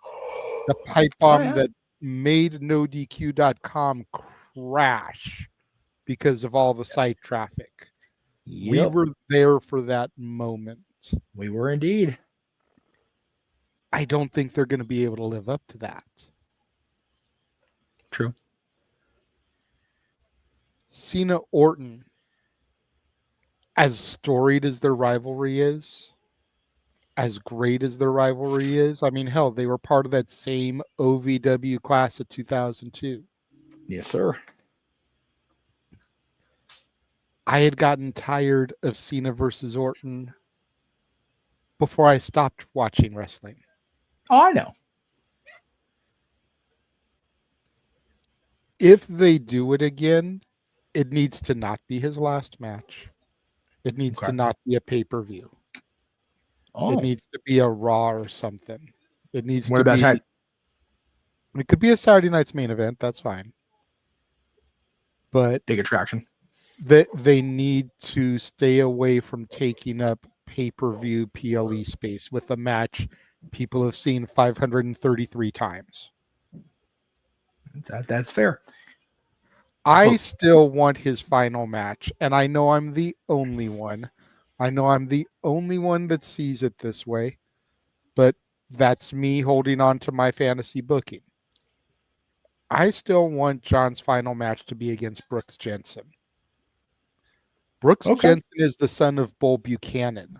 Yep. AKA B Squared, who was Mr. Booyah as Cena was coming up with the freestyle gimmick. And I want his final match to be that old John Cena where he does the rapping to Brooks Jensen and kind of do his career in reverse as he goes to his retirement. That's fair. That is still what I am holding out onto because that gives Jensen almost a year to build his brand up as a force worthy of competing against John Cena. And when you've got someone like Shawn Spears leading you, you can accomplish that. Yep. That is true. And I think it would be great for John to give back, not just to the next generation of the business, but to the next generation of a dude that helped him on his come up. It's true. As his final match. That's valid. Before Josh, I know you're waiting patiently. I appreciate it. Mikey, if you're dipping out, what do we not want to talk about the New Day? That was the whole point. We're waiting for you, no? I thought I was originally going to just come in to promote what was coming up later now, past midnight. If we can get through this segment and you do your promo, then that's cool. Is that okay? Okay. Josh, I would ask him, but he's still in AEW. So I think Collision is ended. I think he's studying something else now. What are you watching now, Noah? New Japan Pro Wrestling ahead of the World Tag League finale that starts 1 a.m. Eastern Standard Time. Either Bullet Club, War Dog, Sonata, and Gabriel Kidd will be challenging Great-O Khan and Hanare for the IWGP Heavyweight Championships, or it will be Los Canales de Japón, Tetsuya Naito, and Hiromu Takahashi. Would you like to answer this question then, or just have Josh answer, and then we'll move on to the segment? What question? Do we think we'll be getting Punk and Cena and Orton and Cena during the retirement tour next year? WWE loves the soft nostalgia. Originality sometimes is not allowed if it's not marketing enough. So I can see both definitely happening just because. All right. Simple as that. Yeah. He is a simple man. Yes, he is the Just a simple simple man. I believe in man. Noah Foster. So, Studying up New Japan. He's just a simple man. Gonna keep talking over Josh. Hey, he's a sim for Maddie. We've just created the newest show for Simply Reliable Studios, The Simple Man and the Simp. yay! Ouch. Wait, I'm not his simp. I'm Maddie's simp. Doesn't matter. Okay, I'm fine with this. Now It works because simple man and the simp. that works. I'm okay with it. Now, when it comes to the man that we cannot see, and the Second City Saint, Chick Magnet Punk, and Mr. RKO Randall Keith Orton. Absolutely, yes, I want to see those matches. I do not care. I do not care how old they are now. Nostalgia, yes, please. Yes. Now, granted, those should be probably the main people who he has faced, because we can't get Cena and Edge at this point, unless. Are you sure about that? WWE just recently trademarked Edge again. Yes, but Edge is Adam. Adam is still injured and still under contract to a Mr. Loves Daddy's Money, Anthony As Khan. far as we know, based on internet rumor and innuendo, not factual information from the sources. Carry on. If we do get Cena and Edge, I will prefer that match over either of the others, just because I'm an Edge head. I do not care. I need to see Cena versus those guys. I need to see Cena versus Jey Uso. Cena versus LA Knight. Yeah. Cena versus Javon Evans. I need to see Cena versus, and everyone please forgive me for this, Logan Paul. Get out of here. No, Why do you want I agree with forgiveness him. for that. I think that would be a great match. Logan Paul is better than people give him credit for. Yep. Again, He's a people piece of need shit, to but other than that. Again, people need to separate the performer and the real man. Yep. The guy that steps in between the 20 by 20 and WWE is fucking phenomenal. Yeah. Mm-hmm. Also need to see Cena versus Carmelo Hayes. Yes.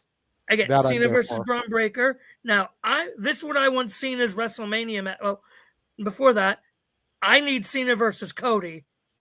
Absolutely. Now, Cena's WrestleMania match after he wins the Royal Rumble should be against the Ring General Gunther. If Gunther doesn't lose the title to Finn Balor at Saturday night's main event, which I'm secretly really, really hoping because I love Prince. Oh, also, Cena needs to face Balor. Cena Balor, okay. Also, Cena Pete Dunne, Cena Ilya Dragunov. You're booking a lot for a 30-something date. Yeah, I know. I'm booking all the people he should, face.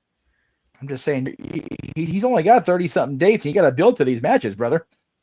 Yeah, but also, if Chelsea wins on Saturday and her hubby comes back in, I need Cena versus Cardona. See that one I don't need. I'm okay with that. I like Matt, but I'm okay with it, honestly. 2011 vibes all over again.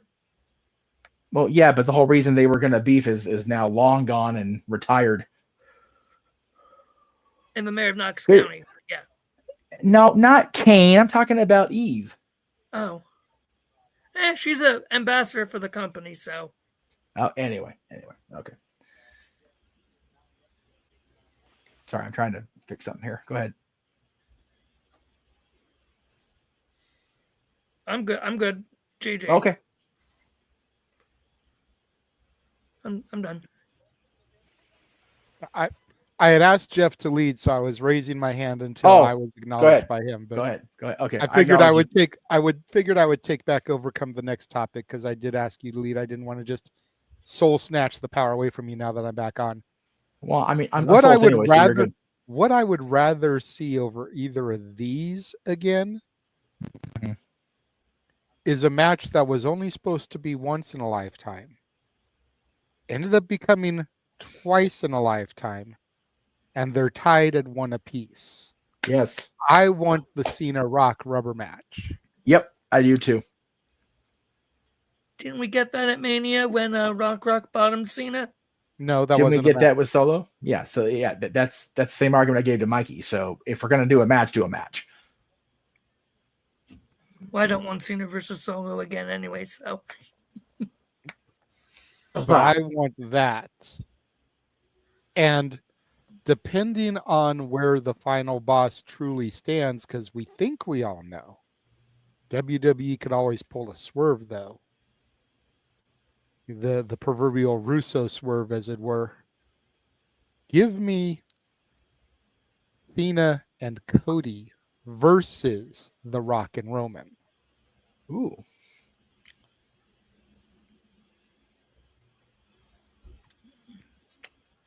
I like that. It could work. Hey, it could. Or if he's gone full Homelander by then, give me Cena and Roman versus Cody and Rock. Woo! Whoa! Jumping Jehoshaphat, JJ. Because there's a lot of talk about Cody going full on Homelander and turning heel. Only if he brings the club with him, including AJ Balor and Gallows and Anderson. And the match can be accompanied to the ring by Mama Rock and Mama Rhodes. Oh my God! Oh there we gosh. go. Let's see. They come out to somebody call my mama. Somebody call my mom. We do not need Brodus Clay. Gosh dang you! No. Just use the music because they're both coming out with their moms. The reason Brodus got to dance at WrestleMania 28 was because Cena went to the bathroom. Yep, because they were going to scrap his shit. You know what, though? Now I want to see Ada and Michelle fight each other at ringside just because now. That'd be funnier than shit. Oh, gosh. We know someone from WWE is probably watching this. Okay. Well, since we're overbooking the shit out of this now and bringing Brodus Clay and Ernest the Cat Miller's music back, and Mikey's clearly wanting to go to sleep since he's laying down on camera, we'll go ahead and throw to Mikey to plug for tomorrow. Thank you. Oh no! Thank you for that. Being able to shit on you on the air like that. Thank you. I didn't mean to. I swear. Sure. Tomorrow's the big day that the final 12 teams CFP is revealed after 14 to 15 weeks of the college football. Where will the top teams fall to crown one champion? So starting tomorrow at 12 noon, and hopefully not going the full 4 hours. If they do the format like I think they are, they'll be rattling off all 36 bowl games, and that's got its own little problem because all it is merchandising, as every bowl game is sponsored by somebody. Do you know Snoop Dogg is sponsoring the Arizona Bowl? Can you believe that? Unbelievable. Snoop Dogg is sponsoring everything, and he's getting kickbacks on everything, and that's how he's buying his fancy weed. Oh yes, absolutely. But as G-Pain, baby, as of course, so as a bit of a setup for the championship game that coming in January 2025, this is going to be the setup. The bracket will be finalized and revealed. The 13 committee members are probably working overtime tonight after the final games of the season. They will release the bracket. This bracket will be revealed. That is what I'm wanting to live watch along. And when it all gets through and gets posted, I get to go to work and do some more driving tomorrow. Right now, of course, the projection is Tennessee versus the Ohio State. That's why I was giving Josh a hard time, because He rocks Ohio State. I rock Tennessee by residential purposes only. So it would be a great matchup between the two of us. And maybe I'll wear an Ohio State shirt if Tennessee doesn't win. How about that? So let's see. Mikey going against Josh and me and my father in one stream. Interesting. And if the man in the middle up there would follow, he's Ohio as well, right? So I mean, but yeah. But he gives less than. Yeah, I was gonna say he gives less than one fuck. Well, I give 0. Okay, there. Yeah. There we go. He only cares about the Ohio State and the state up north game, Mikey. Actually, don't care about that anymore either. They're indifferent.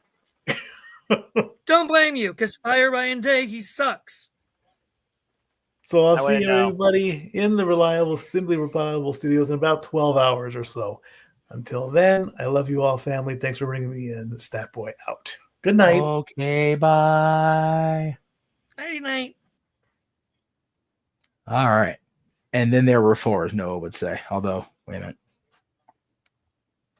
Yeah. Nice clear background for the logo. I like that. I figured you were about to do that. I was about to do it too, but didn't want to. I just love the way it pops. It's fucking awesome. It's just like right there. You can see it clear as day. Almost as clear as a new day that split. So there you go. But before we get to that, we're going to run a criminally outdated watch along trailer, and it's only outdated because I've been so busy I didn't update it, and Jeff failed to get me the graphics in time. So it's got shit that's already aired and that is currently airing, but just pay attention after winter is coming, and it still isn't everything. That's fair. And now for a taste of things to come.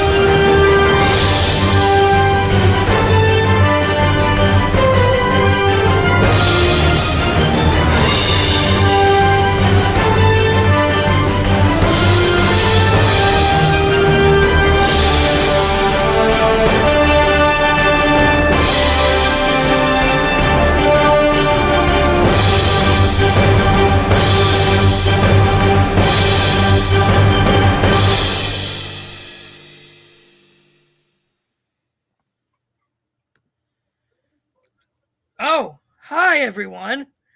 It's me, your favorite synth. I guess I'm for somehow reason in charge right now. Oh, God help us. Oh, this is...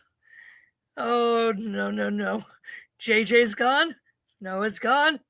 Jeff's gone. Ah! Oh, boy.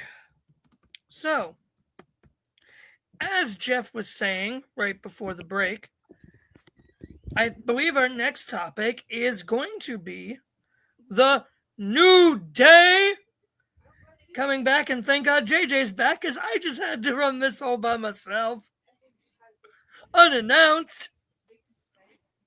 It's all good. Sorry about that. I didn't realize everybody else was going to bounce. Jesus.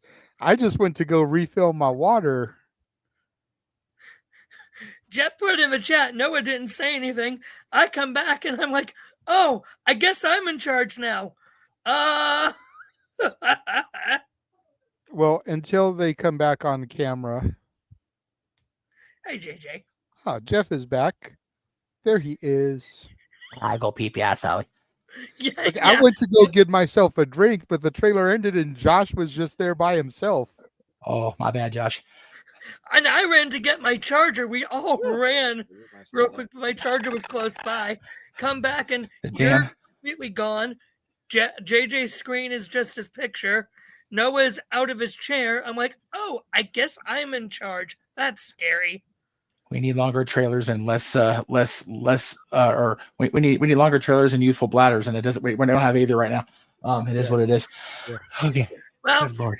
Technically, yeah, neither do I, because I am on Flomax right now, because kidney stones suck. Too much information, not even on a Saturday. My goodness. Oh, you know this already, boy. I did not know this, actually, and I don't. And the world don't need to know this.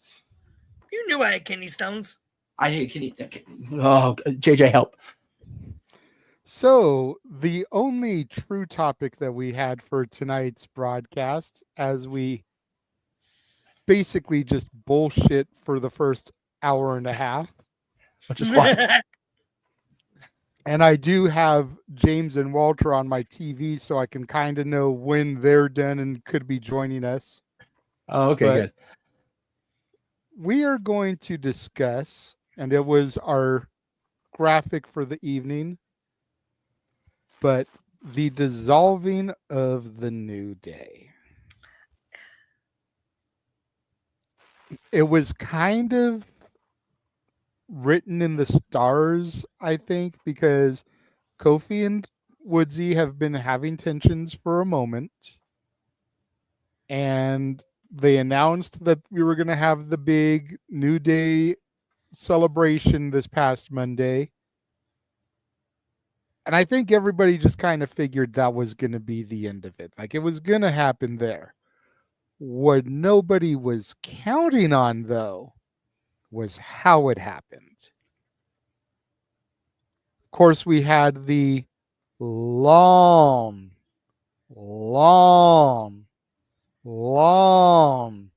I wish I had Noah's graphic, 2 hours later, long awaited return of Big E Langston.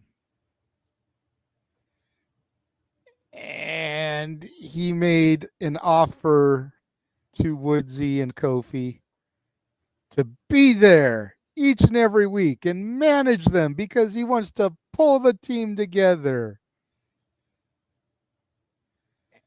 And it actually ended up unifying Woodsy and Kofi, but against Big E. Now, I'm sitting here watching Raw. And as much as I think that it sucks to see the New Day turn heel, I'm sitting here and I'm like, I feel that Woodsy and Kofi are 1,000% justified in their actions. I feel almost like Big E is the unintentional heel in all this, because he's trying to come back and be the good guy, but he should have been there sooner. I had to break things down for some of the people in the house. I even started breaking it down for Noah the other day when we did Simply Predicting Deadline. So hopefully we'll get Noah's full participation here, because I know that he really wanted someone to try to change his mind on how he felt about the segment.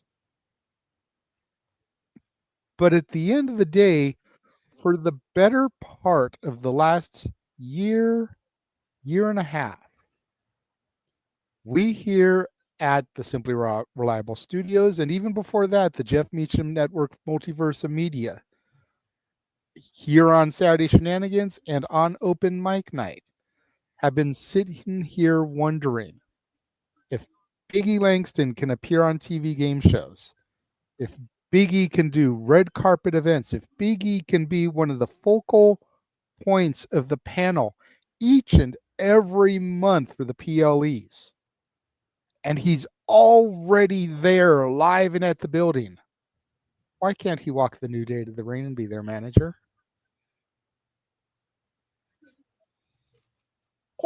Or at the very least do the why? Instead of who? Yeah. At the very least do the for them. Something. But No, don't do that. We don't want to kill the gimmick. I already got him with that on Deadline. Huh? You would have to watch TNA to understand. Oh, yeah, I don't. Or watch us on the regular anymore. So I'm completely with the New Day here. And I want Noah to try to conjure up here, if he can pay attention for a moment. Tell me why he's anti this. Noah? And Kofi was good enough to hold the championship longer than 8 seconds. I think Xavier Woods actually could win something more noteworthy than speed and actually wear a crown longer than Roman Reigns did for 4 years. This wouldn't be a problem now, wouldn't it? When Big E was the most successful individual member. Too bad you all couldn't live up to your own potential. Honestly, at the end of the day, it just feels like sour grapes. But hey, if you're going to try and do something in WWE, especially against a tag team, you forget there are tag team champions in the first place on Monday Night Raw, then I guess is the way to go about it. Besides, Big E's not physically clear to compete, and who knows if he could actually take a bump, like Double A Arn Anderson when he was in the corner of Cody Rhodes and got dropped by that pump kick by Cody. And you wonder again with all those neck surgeries if he was going to be okay. And at the end of the day, nothing lasts forever, and it isn't like Kobe and Xavier Woods been worth jack shit lately on Monday Night Raw. Why Big E's still more viable, not even as an in-ring competitor. At the end of the day, they hurt Big E's heart. Now we'll see if that actually leads to something going in for them in the ring. Highly unlikely, no likelihood, in my opinion, because the tag team scene still doesn't matter. Well, then.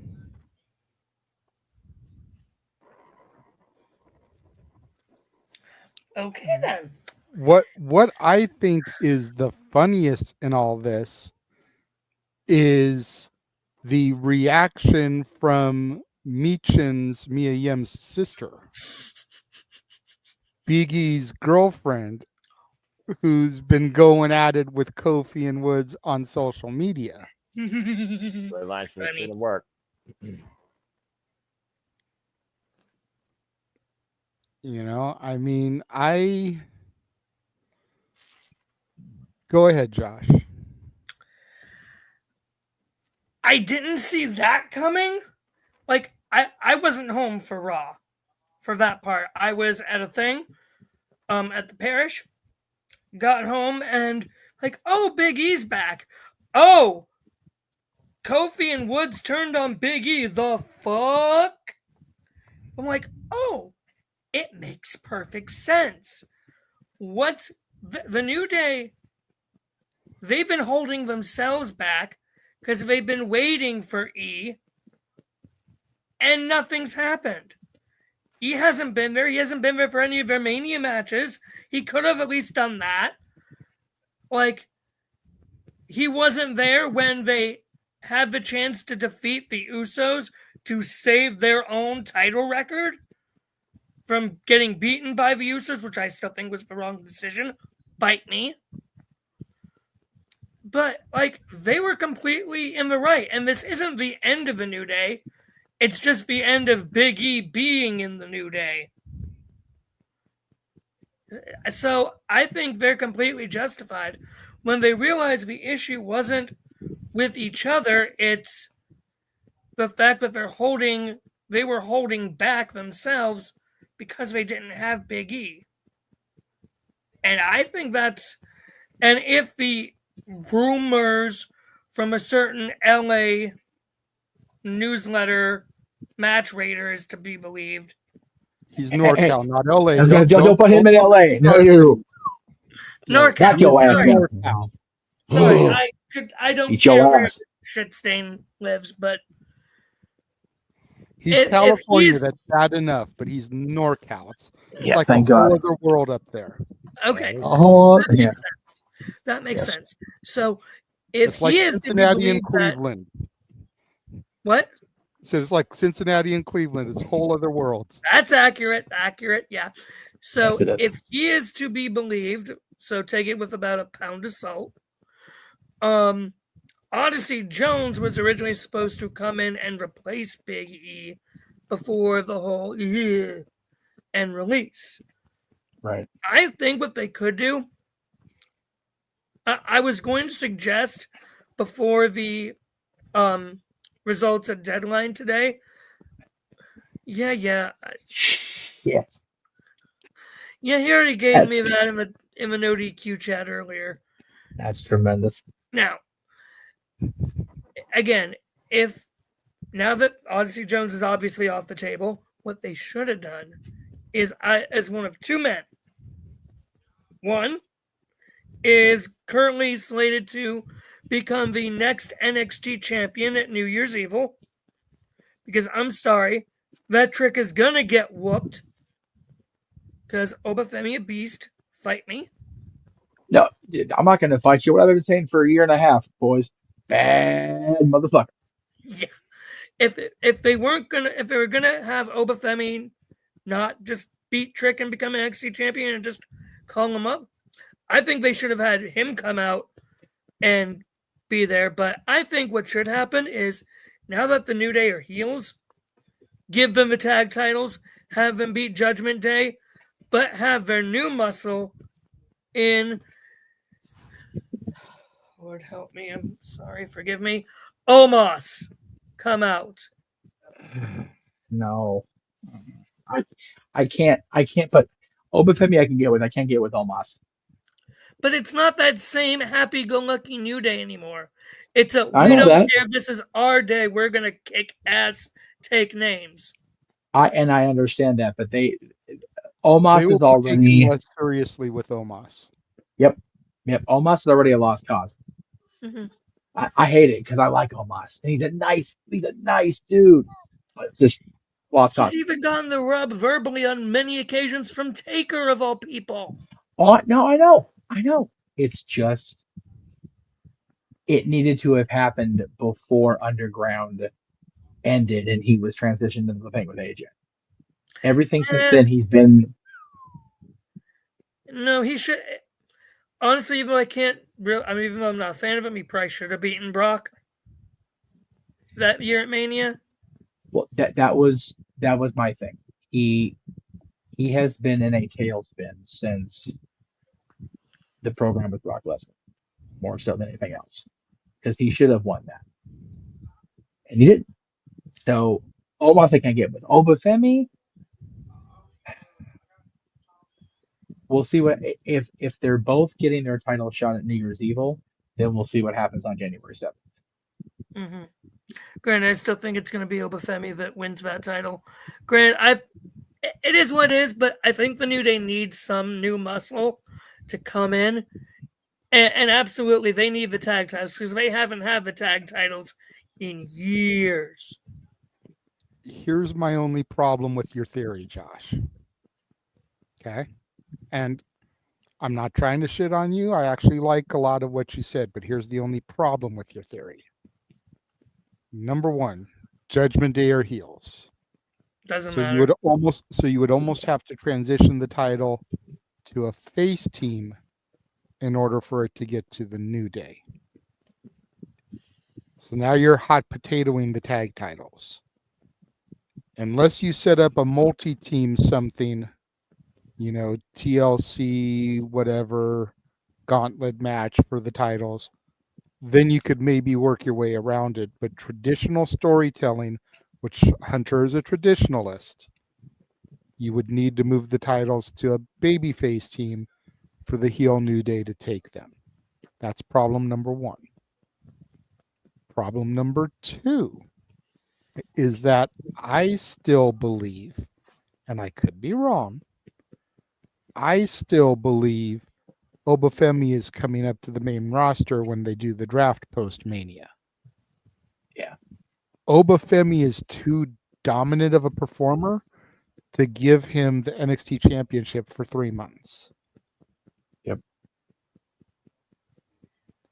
Now, I have no problem with him staying down in NXT longer, but Obafemi is very quickly becoming a big fish in a small pond. Yes.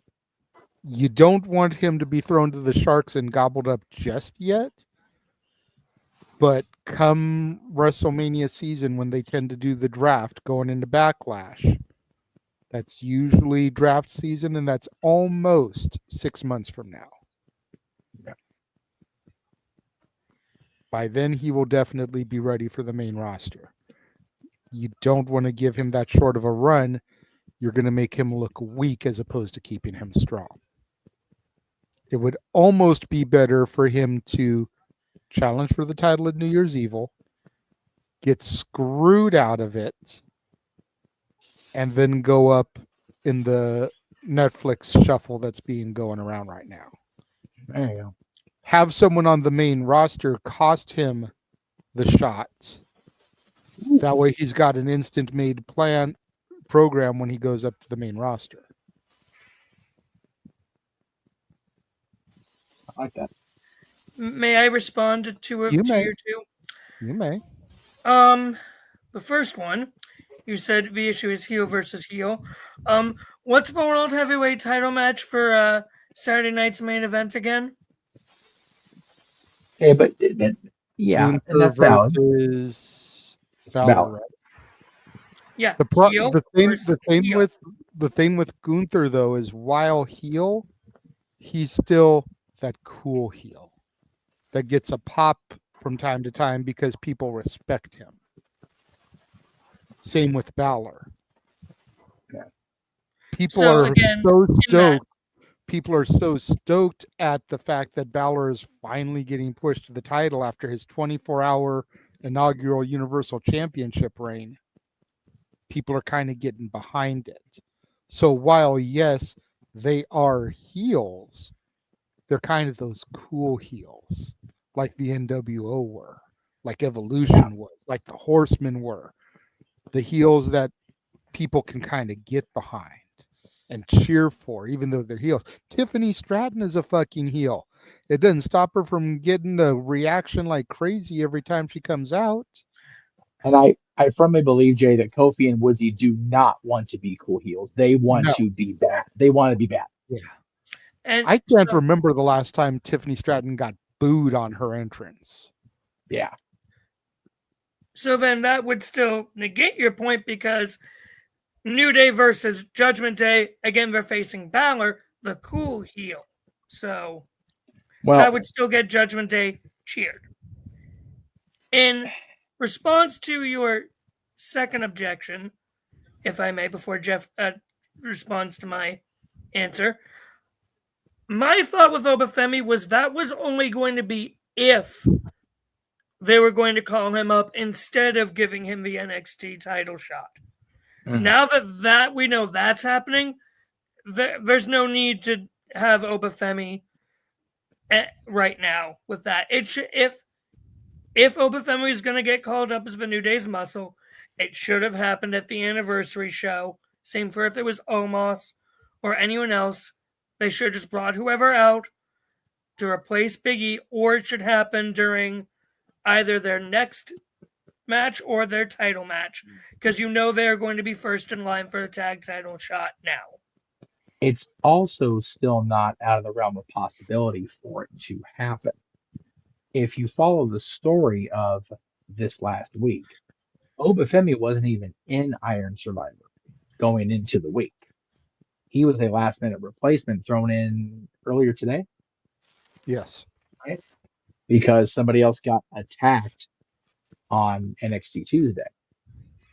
Doesn't mean Obafemi's still not going to be involved with anything else. And as Noah's so fond of saying, brand split, LOL. Who's to say Obafemi, the NXT champion, still can't be the muscle for the New Day? So there is that. As far as everything else, and I was having a hard time getting my thoughts together for it on Tuesday as well, talking about it with the NWQ team. But it's different for me because Kofi Kingston's been Dylan's favorite since he was little. I know. And Dylan purposely abandoned him because of the New Day starting up. Much props to Baron Corbin for the apology on that, by the way, still, even now.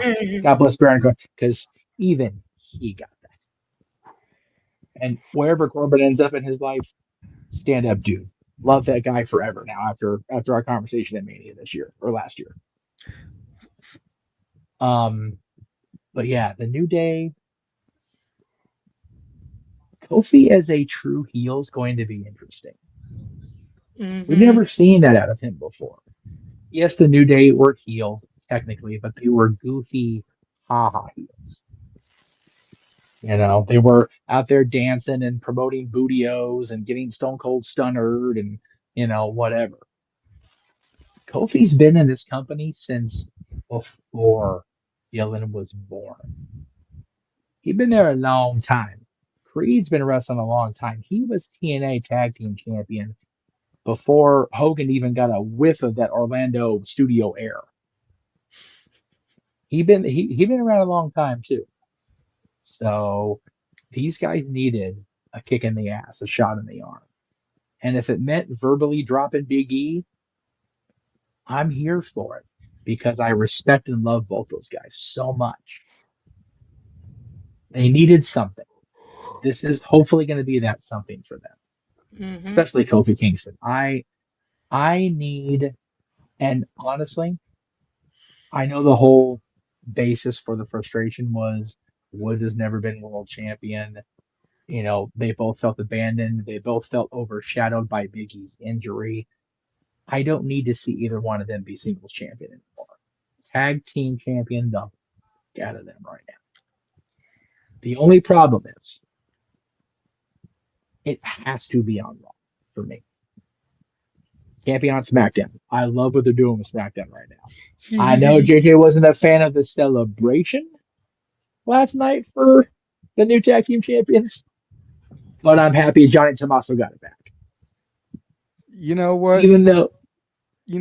They've got gold. Candace has fake gold. I'm okay with it right now. Do any of us ever watch Speed?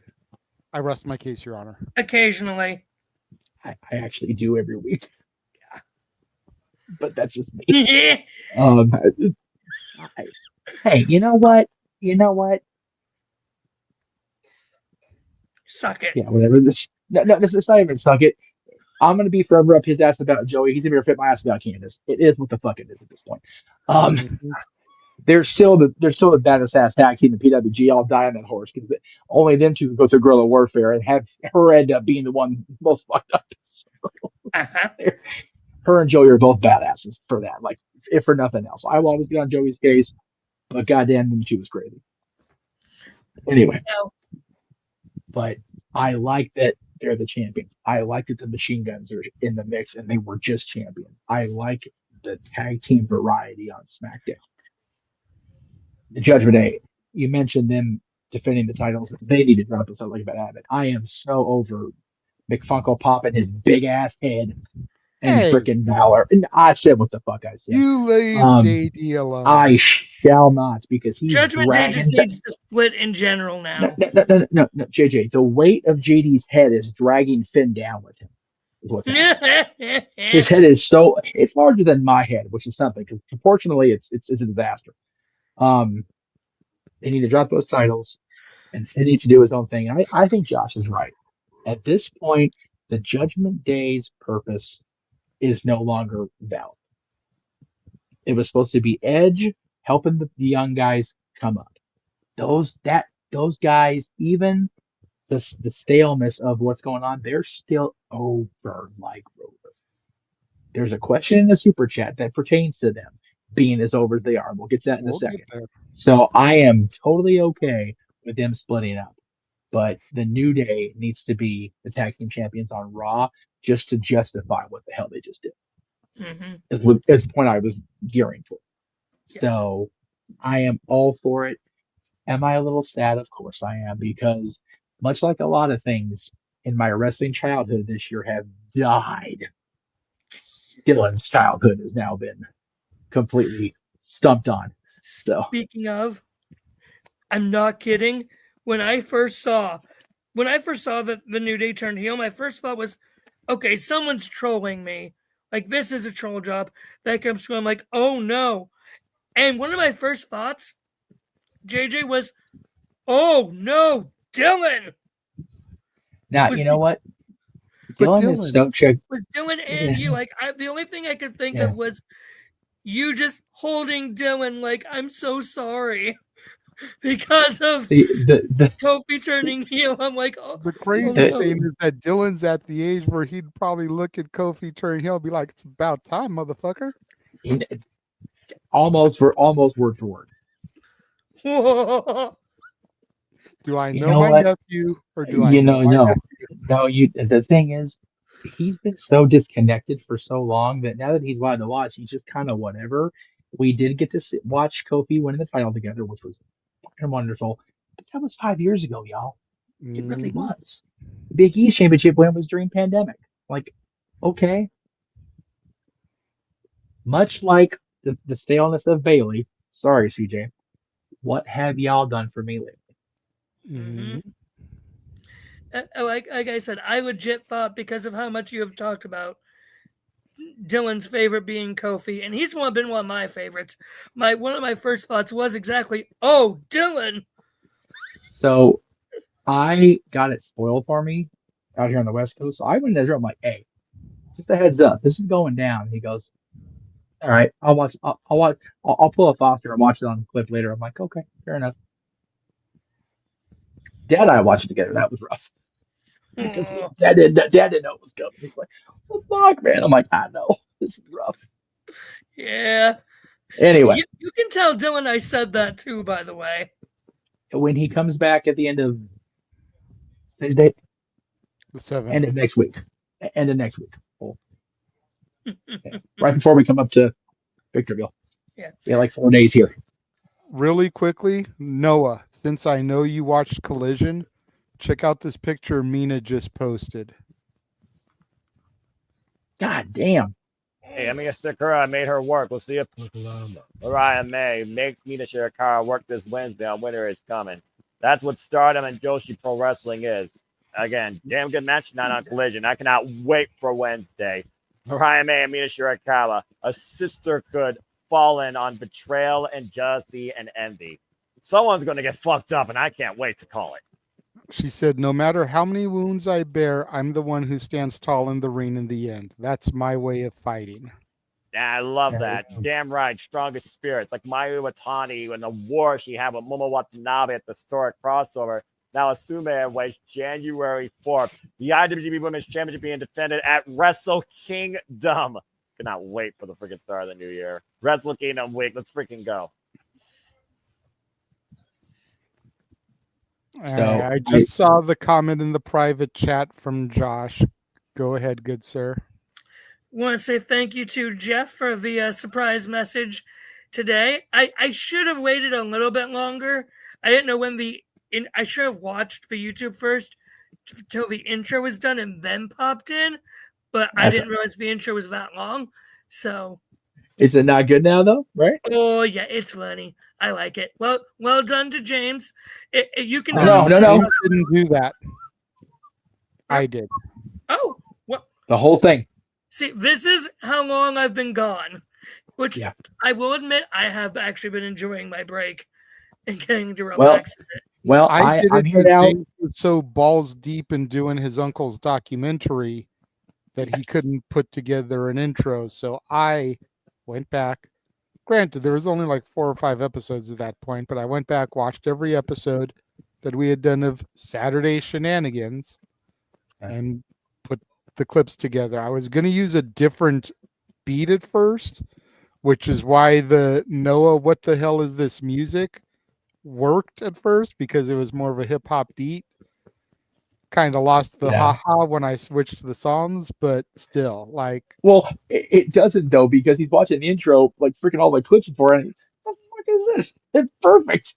Right? Which I don't know if you caught it from the beginning, but the first almost minute is Beavis and Butthead channel hopping through various different wrestling clips before finally landing on us. Funnier than hell. Go back and watch it later. Once they land on us, that's what makes them put the controller down. Nice. Yeah, it's been a while since I have enjoyed my break. I will be completely honest. I needed time away from this. I just need, my brain needed to relax and just rest from all this. Well, I agree with the manual there. I will say, Josh, the next time I'm officially going to invite you to anything, is New Year's Eve. Well, he was already invited to and more or less accepted Christmas karaoke as well. So we Yes. will see Josh Okay. in 2 weeks for the Oh, okay. 21st, and then the week and a half after that for the New Year's Day celebrations. Mm-hmm. Yes, because New Year's Eve there'll be a segment that's just the Greg Cherry brand folks Ah, nice. talking about the NFL, talking about college football. Yes, that's why I invited you for that segment. You silly little simp, you. Daddy! So yeah, we'll be getting Greg and Maddie's memories from 2024 as well as yours if you're part of it, and then we'll be talking about football because none of the other people I have lined up give a fuck all about football postseason. So That is accurate. That is accurate. So I did care one- more about postseason football than I do regular season football because I actually This is do, true. on the most part, enjoy watching the Super Bowl. So the Yes. tournament to kind of lead up to it, quarterfinals, semifinals, Mm. that I actually do Yes. give a shit about. The conference finals, whatever. Right. Well, at that point Division we'll be finals, division championships. yes. Yeah, at that point we'll be pretty far into it because it'll be. Well, actually, no, we'll be just starting because it'll be end of December, early January. So Mm-hmm. anyway, you're officially invited for that segment of the New Year's Eve show, which is also the Jeff Meacher Network 5th anniversary. So there's your invite. Thank you, good sir. JJ, it was great to be on here with you again, even though we still like to go back and forth sometimes over certain work. things. But Yes. hey, I love you, buddy. You know that. Mhm. Even when we disagree and you want to smack me upside the head, which is Which pretty is much on almost the every daily. time. Yeah, exactly. Which is early and often. Yeah. Very much so. Mr. Noah Simple Man Foster. Hi. Yeah, you. Dude, you are always the man. I know you must be weeping still at the death of Chase U. But If you wanted to say the line, just have to say the line. Yeah, if you wanted to say the line. Because Emmanuel is in the chat room and he will keep relishing the fact that Chase U is dissolved, as will Arlene, who is still waiting for us to get to her super chat. Wait, what line am I trying to get Noah to say? Oh, yeah, I know the one at me. Come on, Yeah, Noah. so- You know you want to, buddy. Or do I have to go find a picture of a bunny for you?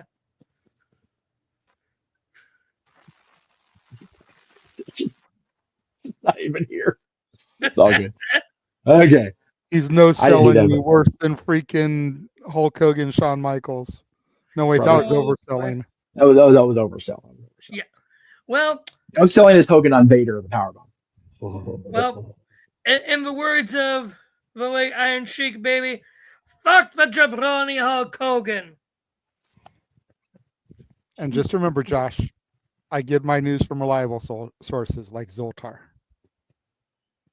Hail Zoltar. And fuck Bill Belichick. Oh, always that. Always that. North Carolina is trying to make him not the state or not the NFL, the college is trying to make him their head coach. Josh, I got Harbaugh in SoCal. I already suffer.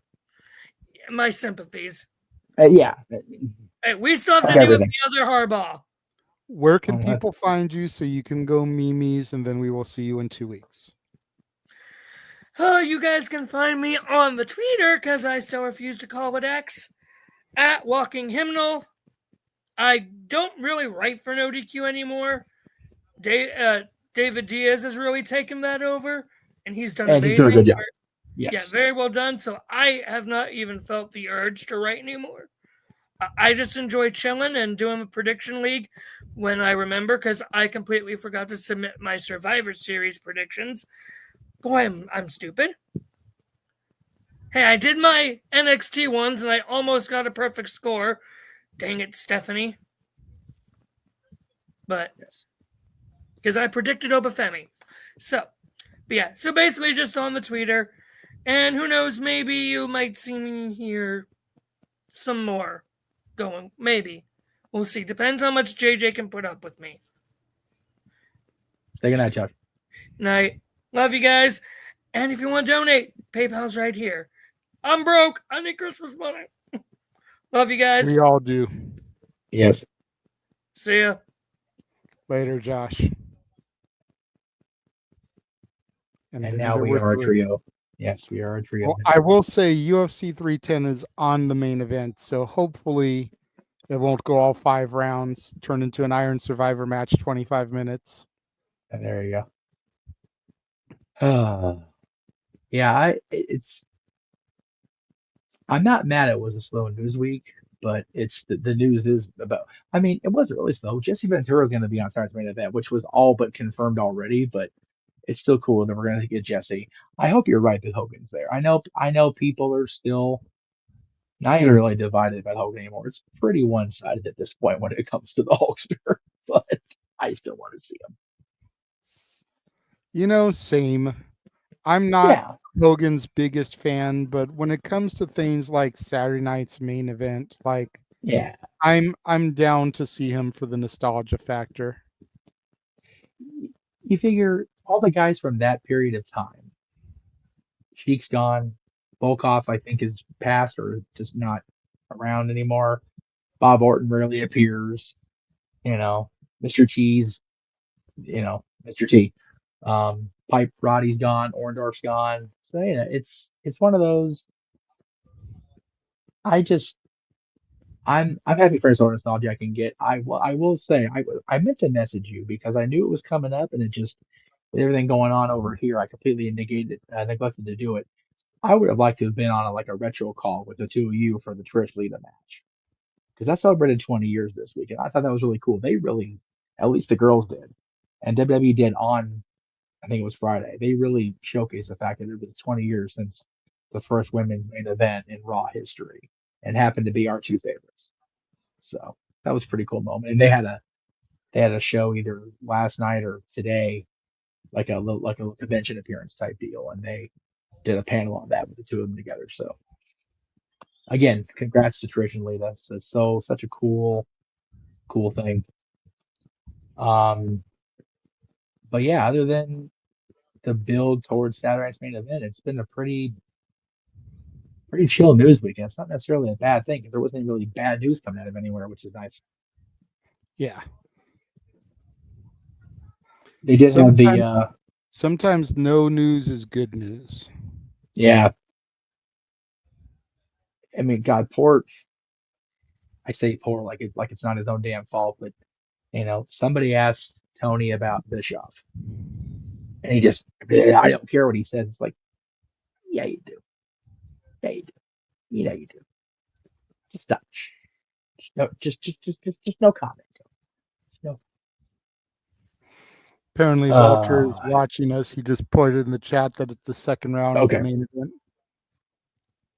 All right. Well, we're getting closer. So, do we want to start running through stuff or keep stalling?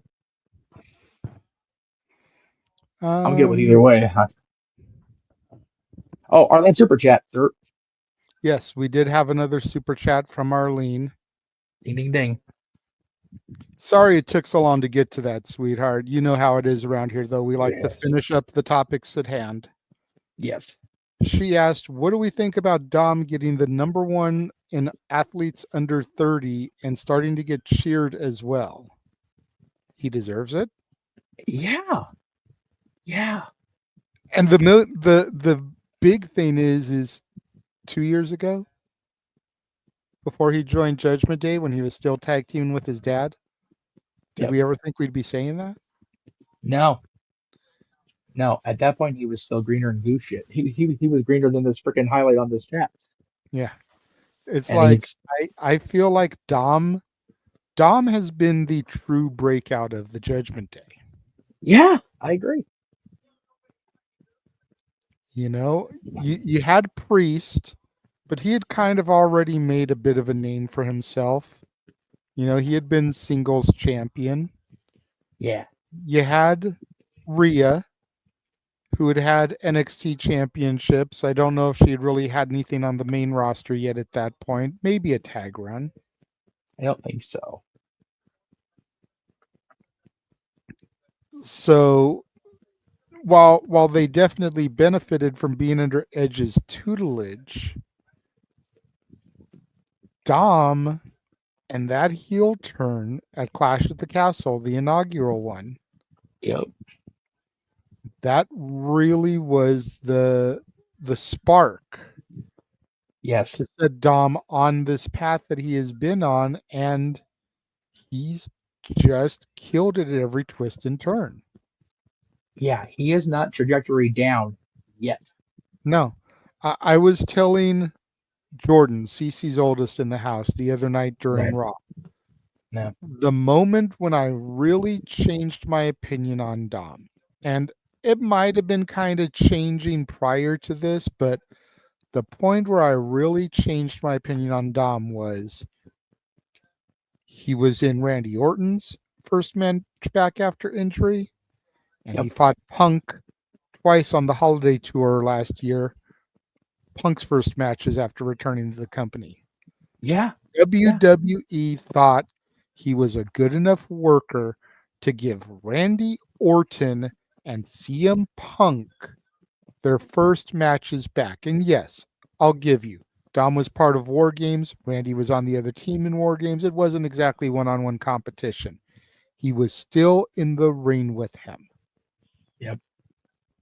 As well as being in the ring with Cody Rhodes, who was on the trajectory to being the champion at that point, as well as being in the ring with Jey Uso and Sami Zayn and Seth Rollins, who was a champion at that point. So putting him in the ring with former and future world champions at that point, and then giving Punk his first two matches back. Granted, they were on the house show circuit, but still, they count. Yep. Seeing the trust that WWE had in him is what really changed my opinion on Dom. Absolutely. Those North American title runs didn't hurt none because he was pulling double duty. He was on Raw and he was going to NXT. Yep. And he was defending the championship on the big shows, and he was defending it on NXT. Like he was a true workhorse. Second in matches only to Cody, I think, for the year. I think so. That's huge. Yeah, it is a wonderful thing to see. And I don't know if the voting has already opened up or not on the no DQ side, but if he's not breakout star of the year, who the hell is? I think I nominated Joe Hendry for that, if I'm being honest. And I can see that. Joe Hendry's had the year of his career.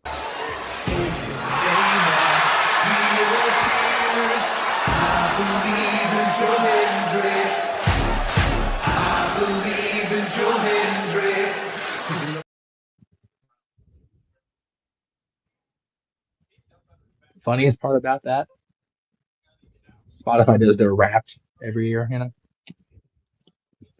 Somehow I ended up in the top 0.05% of that song's being played. God damn, I love Joe Hendry. I sure as fuck believe, apparently. Because I use YouTube more than I use Spotify, but I guess on Spotify, believe the fuck out of Joe Hendry. Anyway, I think if Joe Hendry had been full-time WWE, I'd be more inclined to vote for him in that category. But I think the No DQ Galaxy is going to vote for Dominic Mysterio. Just my hunch. I kind of want them to vote for Hendry just because Virtue swears that he's not going to win a single award. I know, dude. And I just want to that make to Virtue have to eat his words, I want him. So for all y'all out there that are watching this, when that comes up for vote, go vote for Joe Hendry. And for no other reason that if I get my wish, not only Aaron, but Virtue will be part of this segment on the New Year's Eve. And so we'll be announcing the award winners. And if Virtue's in the room when I get to announce Joe Hendry's a winner, I'm going to love every bit of it. Anyway. But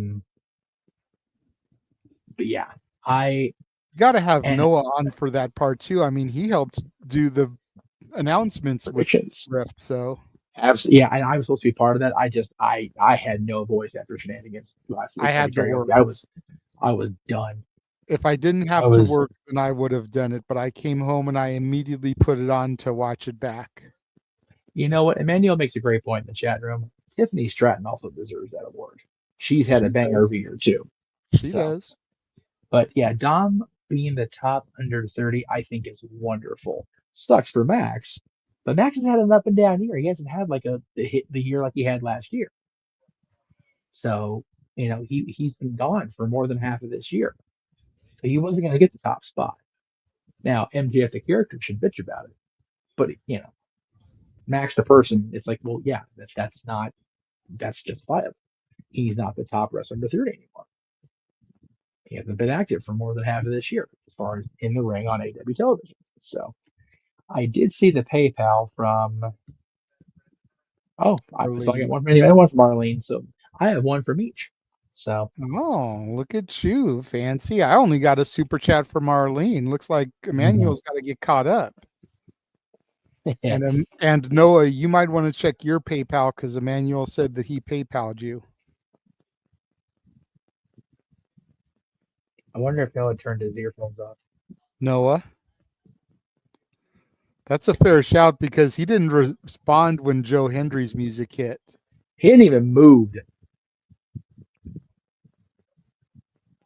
No. Noah, blink if you're in danger.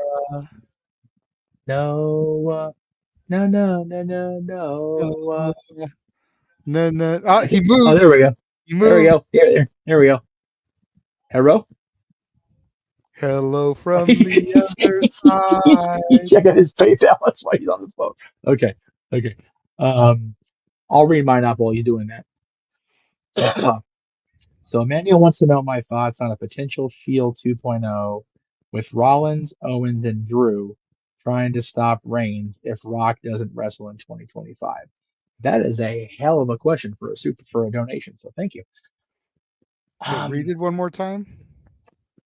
The way it's worded, thoughts on a potential Shield 2.0 with Rollins, Owens, and McIntyre trying to stop Roman if The Rock doesn't wrestle in 2025. So that's kind of a major caveat to them not getting together. I don't think Rollins and Owens will team up only because Kevin's whole justification for the way he's been acting has been trying to stop the Roman Empire. Who was accused of starting the Roman Empire by Sami Zayn? True. Seth Rollins. So there is that. On the flip side of that, though, common ground. Same with Drew. But I think Drew and Seth are at such loggerheads also.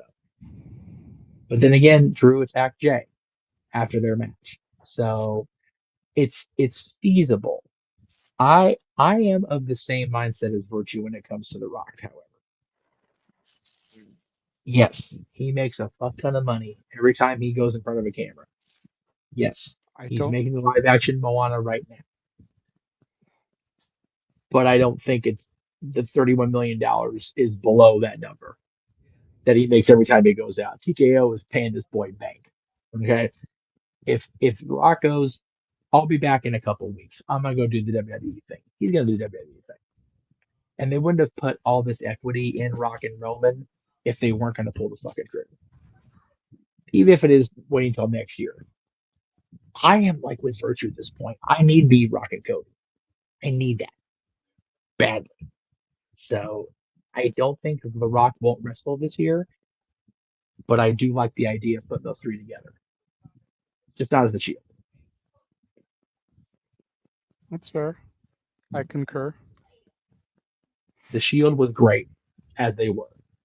Kurt Angle, Donnie the Best was enough of a variant for me. I'm okay with nothing else. Ooh, Arlene sent me 5. Well, shit. And man, you gotta catch it to your sister now. you need Tree Fitty to pass her. Anyway, what you get, or Noah, whoever. Yeah, I haven't gotten anything PayPal, and Arlene's the only one that super chatted me. So, Okay, not well, counting CJ, but was earlier. Yes. As far Noah, as what Los was Dominguez go, Arlene's the only one that's super chatted. Noah, what have you been asked by the Dominguez's? What? Oh, yeah, thing. Hi, Noah. Welcome to the show. Oh, hello. I've been watching World Tag League. What? Let's see here. Manuel Dominguez. What are you doing? Thanks, $2. Okay, what is this? Oh, Jesus. I've been up since 9 a.m. Wake up a little faster. Wake I up. got wrestling on. I'm fine. And it's professional wrestling, international wrestling, so I'm definitely fine. Let's see. Beautiful. So I was reading on a wrestling news site. Well, you're an idiot already. Some of the IWC want War Games to be canceled. I don't acknowledge the IWC, nor should you. Due to the injuries when Blood Guts, due to the injuries when Blood and Guts never have one. Different company. Go back to traditional 5v5 format. Doesn't sound like a question. Sounds like more like a comment. Is he asking whether or not I think that War Games should be canceled Yes. in WWE versus Blood and Guts being the staple of AEW? The answer is yes. Survivor Series should truly be about 5-on-5 traditional competition. If War Games was its own form factor like it was in NXT, then it would make more sense to me. I don't think Survivor Series should be surrounded by the theme of War Games. And Blood and Guts and War Games, they're two different things, but also War Games that first came out of WCW. Everyone wants to put the WCW comparison out to AEW. Go ahead, so be it. Do your Control-C, Control-V, live in the past, not in the present, don't define the future, whatever, go touch grass. That being said, yeah, Blood and Guts, it is definitely violent, more brutal, more lethal, but yeah, surprisingly no injuries to that. So kudos to them. I'm just waiting to let the women go extreme and go hardcore and building the right foundations for that. But as far as, not a question, but a statement, yeah, they need to bring back the 5-on-5 traditional format to bring Survivor Series back to the promise that it once was. Anyway, as you were, back to work, Tally, for me. Before Jeff says something, because he looks like he is about to speak, James has popped in. Hi. Coming off the heels of UFC 310. I'm sure Walter will be here momentarily. But the original four are back together. Well, unfortunately, he has decided to go Mimi's because he has work gas early in the morning, and he has been calling 2 shows, so I don't blame him in the slightest. So, Which is why I told him that he didn't need to do 2 shows. He could have just saved himself for 1, but Yeah, but he You know him. Yes. And it's okay, JJ. We get the Fab Four together and with far less hair, but still fabulous nonetheless. That's true. That's valid. Sorry, the Beatles had good hair in their day. I don't. So the question at hand is regarding Survivor Series War Games. Yes. And abandoning going the back war, to the original Survivor Series format. So okay, and I brought this up on Tuesday as well. I like the fact that they infused Survivor Series. You were on there with me on Tuesday, James. That War Games basically saved Survivor Series as a concept because Vince was ready to ditch it. Yep. And I personally think that it's one of those. I agree they should bring back the Survivor Series matches, especially the way they Jimmy booked the women's War Games match. That should have been a 5-on-5 Survivor Series match. Absolutely agree with that. But I like the idea of War Games still being part of the active WWE schedule. Yeah. Now, to get rid of it because of the injuries, again, as awesome a sight as it was, do we need Bronson Reed doing a splash through nothing but a table? And especially the slow motion replays of how his foot got broken, that was damn near Sid. Like, that was gross. That was, it was, I don't know if you watched SmackDown last night, but they slowed down when he hit. His foot crumpled when he hit the mat. It was bad. It was very, very cringe.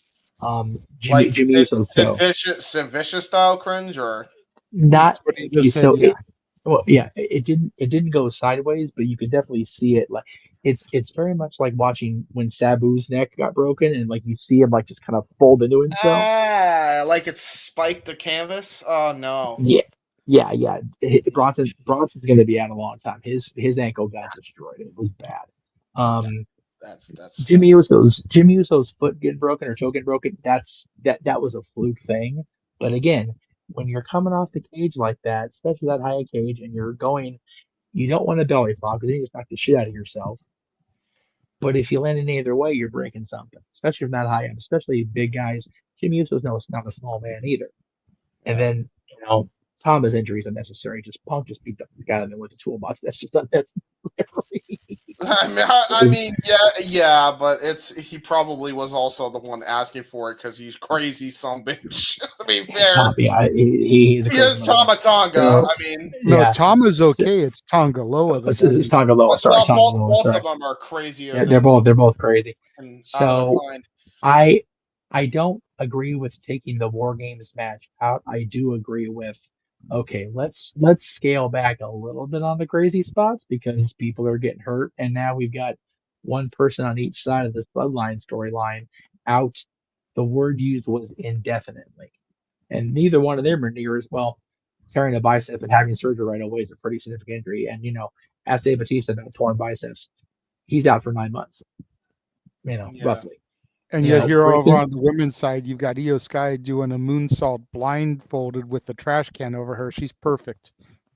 Yeah, well, that's because she's mentally challenged, crazy doing that, but she's not injured. She crazy bitch. She crazy. I look and I don't look. I just jump. I jump and that's it. That's it.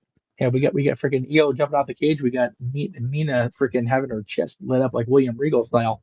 Whoa. Yeah. James didn't see that. Let me bring that picture back up. No, I was watching it. Oh my god, what the hell? Oof. She wants to put on a big show. Congratulations, sweetheart. You just look like freaking carved meat now. Hamburger helper.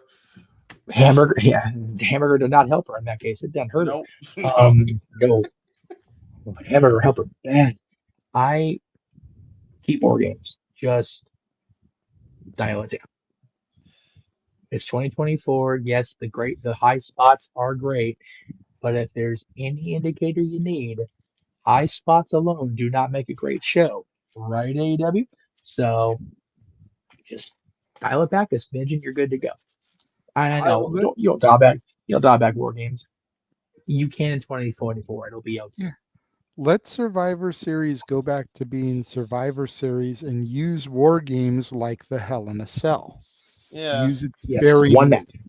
If you've got it where the story naturally progresses and you've got a 5-on-5 team where you can do this, men or women, then do it. Yeah. But don't try to shoehorn it into a pay-per-view because, as we found with the women's match, don't always make a whole lot of sense. No. Yeah. No. The men's one made sense, but that's also the one that suffered the most injuries. Right.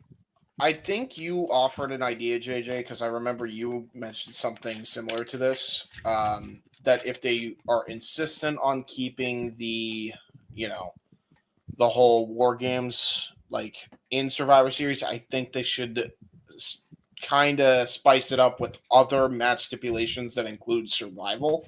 So the traditional Survivor Series, Brand Supremacy, the Deadly Game Tournament. Yep. Which I wish they had actually now looking at what they're doing with the mid cards tournaments, that would have been perfect for that. You could do a mask versus a mask and career versus title match. Like say you could have Dom retire Rey Mysterio. That could be a type of survival match. Like anything involving titles and survival, that should be what the Survivor Series is based off of. Buried alive. You're on par with where my concept was. My concept was that there's been so many different things to be a part of Survivor Series now. Yes. Going back to the original 4v4, 5v5, to the Deadly Game, to War Games, to the Battle of Brand Supremacy, that there's no reason why you can't do a 5 or a 6 match show incorporating all those different aspects. Yeah, 100%. Do a couple of different 5v5s Let the survivors go into war games. Do a Battle of Brand Supremacy, a couple of those matches, put the winner on one side, losers on the other side. And kind of like the Battle of Ultimate Survival from 1990, that's how you fill your war games. Yeah. Is the winners of these matches. Maybe. Be interesting. Think about it. And then it's a little bit more random because you don't have to have it all completely make sense, but you still get a War Games match out of the deal. And you can't have much more Ultimate Survival than fucking War Games. Yeah, true. I only disagree because I feel War Games should be the culmination of a storyline that necessitates a war. Yeah, Agreed. which was the Bloodline versus the Bloodline story anyway. Which again, exactly. I agree with you ultimately about keeping War Games like as a necessary evil, but not booked. It has to happen in Survivor Series. It can just happen, and that way, when you get the general manager of one show or the other, go, all right, I've had enough of this War Games, and do the William Regal gal, then it's like, oh shit, here we go. Instead of November, time for War Games. If you don't see it coming, it's better. Although, to be fair, every time William Regal said it, even though you knew it was coming up, he made it feel so much more special, I should say. So well, but that's why it's that. special. If you don't have it booked to happen in a particular show, and everybody's beefing, and everybody's like just, and the general manager, whether it's Ava or Adam or Nick, has enough, they walk out there and, all right, I've had enough of this, like Pierce did a couple years ago. But instead of him doing it, Regal just talks about that on the screen and goes, War Game, it goes away. I think he did the thing. Yeah, well, I think the NXT, believe it or not, I feel like the NXT Black and Gold did a better job building those random feuds and culminating into the War Games. Like, I don't know what it was, but like they made it work, and they did it for like 3 years in a row. So like because it was Black and Gold. It was Black Gold NXT. It was the Undisputed Era involved in all three of them. It was Regal in charge of the brand. It was just everything matched at the right time. Yeah, 100%. Quasi on topic, but kind of turn off a little bit. JJ, you and I talked about the Wrestling Bios channel more than once on YouTube. Mm-hmm. He part of the justifiable, or no, not justifiable, the top crowd turning a babyface heel against their will. Ronda Rousey, 2018, at that Survivor Series the night after War Games, and it's like, yeah, the crowd sure as fuck did turn Ronda Rousey because there was no reason for us to boo the fuck out of her like they did, and they sure did. And I'm sure Emmanuel will pipe in here that he was part of that crowd. Well, he so always was I. likes So to was remind Aaron. us about that. Now, Aaron and I were there. I think I was Aaron wasn't like boisterously cheering at Ronda either. He and I were staring at each other going, this is not good. This is not good. And sure as fuck, by Mania. So it begins. Sure enough. I mean, it was one of the most easily foreshadowed things ever. Like, she's gone. Like, she's not gonna, like, she won't be able to handle this. And she did. Okay. My other, no, I need to say hello again. I need to read this. My super chat from Miss Arlene Dominguez is going back to the New Day storyline. Do you actually believe the supposed story that the New Day would have chosen Odyssey Jones over Big E? No, I don't. I actually think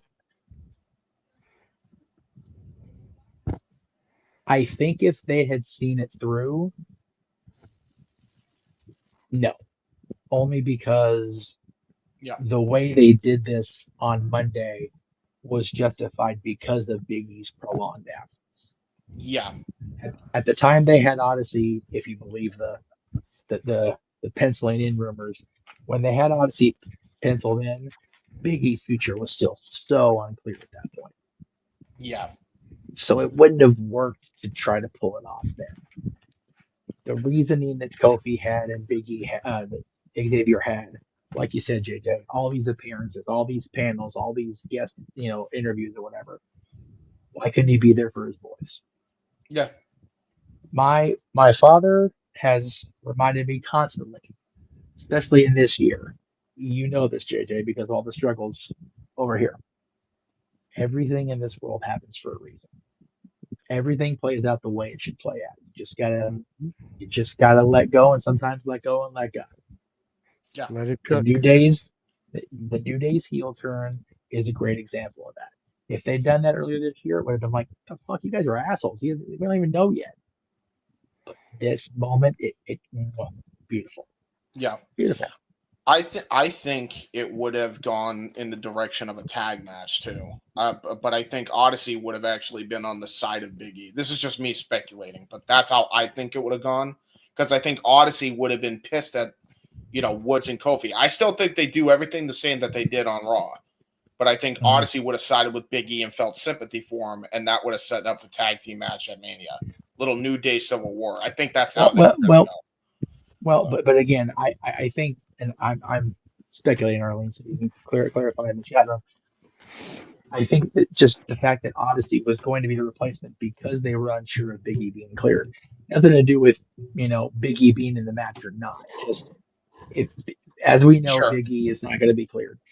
Would the New Day have put Odyssey Jones in his place full time if that's the way they were going? And my answer is still no, only because, and I only say no for sure because if they had Woodsy and Kofi turn on Big E back then in favor of Odyssey Jones, they look like unjustified pricks. Now they're just pricks. And it works. How long and it ago works. was Odyssey Jones? Like way early in the year. But it was still this year. Yeah. It was still this year, but he, and you remember, was it he before also the draft or post draft? Right after. Okay, so because Odyssey was brought over like May, June, July. Yeah, because Odyssey was brought to Raw because of the draft. If I remember right. And again, chat room, if I'm wrong, please clarify. So he was supplemental draft. I feel like they still would have been justified because by that point, Big E would have been doing this for still about a year. Yep. Making the appearances and everything. My biggest point of contention has always been if you can be there on the goddamn pre-show panel in the same fucking city at the same fucking venue that the boys are wrestling in, why can't you walk them to the ring? Right. Which 100%. So they still would have been justified. This moment was sweeter because it was the anniversary celebration, but they still would have been justified. Yes, I just think that the prolonging of it and the fact that there's been more of those appearing on the same shows despite not being with his boys, I just think it fueled the fire that ultimately really it was a great catalyst on Monday. But again, to answer the question, no, I don't think they would have chosen Odyssey over Big E because it just seemed, the whole thing seemed forced from the get for me. Yeah. So because they weren't willing to be patient with E. You also got to keep in mind, Big E put that big emotional post up the same day as the anniversary show, and that was crucial, I think, for the emotional impact of the turn. Yep. So, ding, ding, ding with the super. Yep, got another super chat in the room from Emmanuel, $2. Thank you. Mm-hmm. Who wins in a fight, Han Solo versus Indiana Jones? That's a valid question. I'm gonna go with Han Solo. Okay. And my reasoning is because of the theory that exists out there that Indiana Jones is just Han Solo's dreams while he was frozen in carbonite. Yep. Which means that Indiana Jones is a hallucination. Han Solo exists. Yeah. And if you really want to break it down, Raiders of the Lost Ark came out in 81. Empire was 1980. Right after Han got frozen in carbonite. Yep. Temple of Doom was 84. Return of the Jedi was 83. So that one came out right after Han was frozen out in carbonite. If you look at Raiders of the Lost Ark, there are carvings in the stones of R2-D2 and C-3PO. Further adding fuel to the speculation there. Okay. Yep. Yep. George Lucas doing hidden Mickeys before hidden Mickeys were a thing. So Han Solo would win because Indiana Jones is just a figment of his imagination. We're drawing my mouth. Honest to God, that was really my answer. Yeah, I got we know nothing too to much add. about this shit. Yeah, I got nothing to add. You're right. I also got a ding, ding, ding, ding, ding super chat the minute I joined, practically. Woohoo! Well, they were watching. Yeah, that's right. For the panel, name a Christmas tradition you love doing with your family. Disneyland for me, although it's not happening anymore because my parents are Disneyland out. But prior to them, if y'all are watching in the other room, I'm sorry. But prior to them aging out, definitely Disneyland. As far as me and Dylan, we don't really have one set yet. I mean, we may establish something new come the 20th with the Kubos. Mm. But he seems more prone to watching the Christmas movies with me now than he ever used to. So that'll be a welcome change. Honestly, what he and I do now, Christmas tradition wise, is, to my knowledge, we are the only family that continues to specifically have, and this is on Thanksgiving too, we have to include noodles, like just regular noodles. My grandpa Frank's recipe, my dad's recipe. We have those every year, Thanksgiving and Christmas, and if we don't, there's drama. Oh boy! And then my Aunt Cindy's fruit salad. If Dylan doesn't have my Aunt Cindy's fruit salad on one of those days, Christmas Day, there's chaos. People are on the news and going to jail and shit. So, oh damn. But yeah, mostly it's been Disneyland. That's where it really started for me, being the Disney dork that I am. Is every year there'd be 2 visits. One right around the park's birthday, but not on park's birthday because it was more expensive that day. And then Christmas. And I thought you were gonna say listening to the Gatlins on Christmas morning. Right.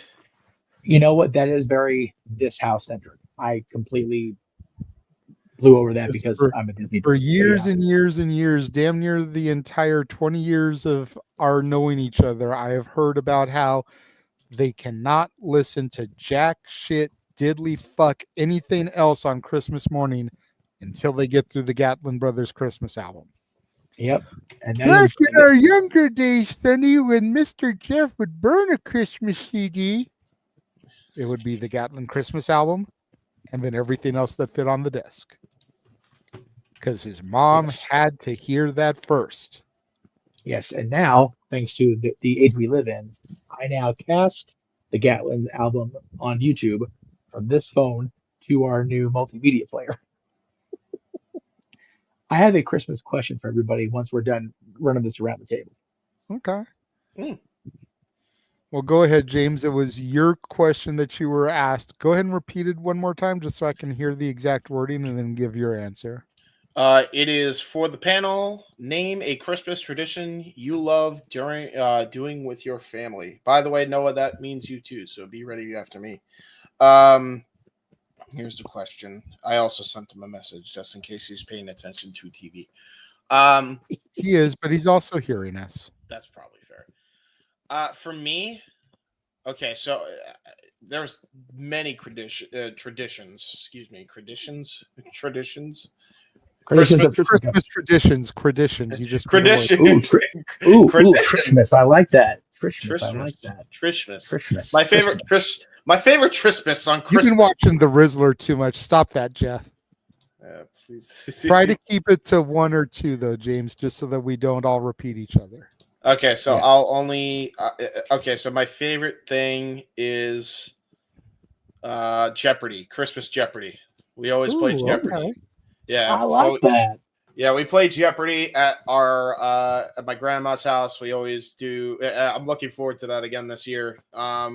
Definitely going to be doing a lot of we basically have, it's always the boys versus the girls, and we're always begging for sports because that's the only thing we know how I to was really I was going to answer. ask if it's a Christmas centric question. Obviously, it's not. No, but Yeah. we do it every Christmas just to do it. Right. Yeah, so it's a lot of fun. And then the only other thing I like Christmas tradition wise, even though it doesn't happen on Christmas, is setting up the Christmas tree with my ma. That's my favorite. Valid, and part of my question ties into that. So good. I'm glad you said that. Yes. All right, Noah. No. He said no. Noah. No. It's because Noah's favorite time of year is Easter, because that's when the bunnies come out and play. Oh my God. Come on, Noah, answer the question. There's got to be some kind of tradition that you have at your house that you love doing with your mom or your little Ella or somebody around the holidays.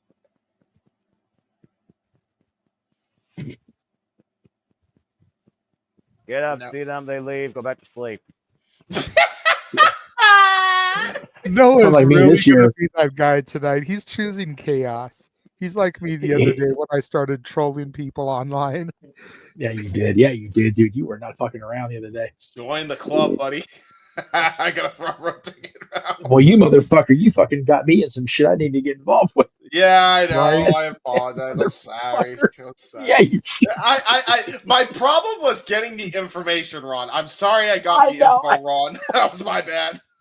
Like it's 1:00 in the morning. I don't need no Ohio-based emails right now. What the fuck, dude? Oh, sorry. Well, listen. Oh, my God. I don't give a shit. I've said my shit. I know you don't. God damn it. It's over with now, so whatever. There's not one thing that makes you smile when it comes to Christmas season, Noah. Not one. Yeah. No, there. It's December 26th. Anyway. I don't blame him half the time. That's not even the Christmas Eve service. Yeah, really. Being a church going guy. Yeah. Yeah, really. Christmas Mass, man. Yeah, even I enjoy that. Not Catholic. I'm Christian. I go to church on Sundays, and that's it. Oh, fair dues. Okay. Well, hey, fair enough. The more you know. Doom. You want more out of me, then get me on a better time, or actually make it worth my while and get my breath later. Well, I mean, it was a super chat. So. It was $2. Bah. It was $2. He is not. He straight humbugged the super chat. You better move on. With yeah. Oh, okay. Well, you know what? He's being Scrooge. It works. He straight humbugged the super chat. It's time to move on to the next panelist. All right. So for me, much like Jeff, there was always one album that was tradition in our house. It didn't have to be the first thing Christmas morning like the Gatlin Brother album, but it definitely received heavy rotation during the holiday season. And that is John Denver and the Muppets, A Christmas Together. Okay, yeah. Yeah, the Christmas movies with the Muppets are always amazing. God, yes. Yeah, I mean, they've got arguably the greatest Christmas movie of all time. I don't care what it is. What anyone wants to fight me about, don't come at me about Die Hard being a Christmas movie. Even Bruce Willis himself has said it's not a Christmas movie, it's a Bruce Willis movie. Bruce Willis fucking movie. He said that during his roast. He sure did. Christmas just happens to be there. He just opened the bathroom door to be like, it's a Christmas movie. It's not a Christmas movie. It's not a Christmas movie. You can tell her I said that it's not a Christmas movie. But you can come at me with National Lampoon. You can come at me with Miracle on 34th Street. It's a Wonderful Life. The greatest Christmas thing of all time is Muppet Family Christmas. Okay, good choice. Okay. I will say a close second is the Scrooge remake with the Muppets. I thought that was so well done. Oh, that Christmas Carol is good. Don't get me wrong. And a lot of people say it's the most faithful to the story, except for Rizzo didn't exist, Yeah. Like the lamp, not the rat, that's kind of. But Muppet Family Christmas brought together the Sesame Street Gang, the Muppet Show crew, and the Fraggle Rock cast with an appearance by Jim Henson at the very end. Yes. You can't That is the top greatest. especially greatest growing up as a kid, because as a kid you're watching it and you're like, oh my god, like I can still remember Natalie's reactions the first time seeing it, and figuring that was probably my reactions the first time seeing it. The problem is as you get older, you really start to be able to pinpoint who's doing what voices, because it's like, why does Ernie sound like Kermit? Why does Robin sound like Gobo? Why does Bert sound like Fozzie? Because they are James, the same person. seriously, James, it's on YouTube in its entirety. Go back and watch Muppet Family Christmas. There's a scene where they're doing the Sesame Street characters are doing their Christmas pageant. Yeah. And Bert and Ernie are talking to Kermit and Fozzie, and you're going, they're talking to themselves. I think that was done by design. I still maintain What that the it was fuck? done by design. Which I'm sure it was, because I know that Jim and Frank and everybody were twisted individuals. They always said that the Muppets weren't designed for kids. It just appealed to kids because they were puppets, but it was always kind of more designed for adults. That's why the original pilot was called Sex and Violence. People forget about that. Oh yeah. There was a lot of violence in the Muppets. Especially when it comes to Miss Piggy and her karate chops. Yeah, that's it. Domestic abuse. But dude, like seriously, Muppet Family Christmas is the greatest thing ever. Yes, I watch it multiple times a year. I do not care. Yeah. Nope. I agree. No, it's all the Muppet Christmas specials are really solid. Yeah, Emmett That one's just Otter, the best. Emmett Otter, like I'm out of the chat. put in the chat. That is a solid one. Yep. Muppet Christmas Carol is good. The Christmas Toy is solid. If you've never seen it, it's basically a puppet version of Toy Story about 10 years before Toy Story was made. And it's really sweet. It's a very merry Muppet Christmas, I believe, is the full title. It's a very merry Muppet Christmas movie, yes. Yeah, it's basically their version of It's a Wonderful Life. Nice. And Kermit gets to see what the world would have been like if he had never been born. And it is a fucked up world, let me tell you what. Yeah. And with Joan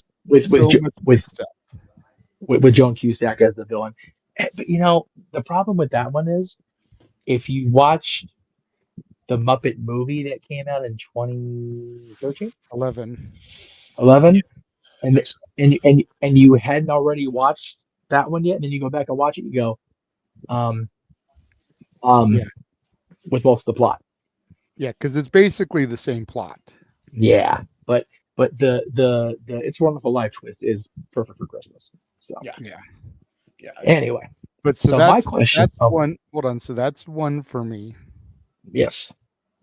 And then because we really went on a side tangent of the Muppets after that album, but as we should. For me, aside from that album, I always try to, and we don't always get to do it every year because sometimes time just doesn't permit, but we always try to go out and just drive around and look at the lights. Yeah. Yep. There used to be a couple of blocks down where I used to live in the Rancho area called Thoroughbred Lane that every house was just elegantly decorated. And 1 week a year you could park your cars and walk it, but most of the rest of the time you had to do the drive-through tour of it. Yes. So we would always try to go that first weekend when you could park and just kind of stroll it and take everything in and get pictures of the decor. I've actually got a couple of albums on my Facebook page with some of the pictures from there and stuff, and just really cool. But driving around, seeing the lights, just letting the Christmas music play on your car radio to create the soundtrack. Yep. And just cruising around, taking out everybody's different decorations. I remember not far from where the old Casa was, Jeff, down there off of Bellflower Boulevard, there used to be someone My dad and I would crack up at it every year because on the roof of their car, they would make, or on the roof of their house, they would make the big no symbol with the letter L in it. No L. No L. That's no well. Yeah. And me and my dad always busted up at that because it's so simple.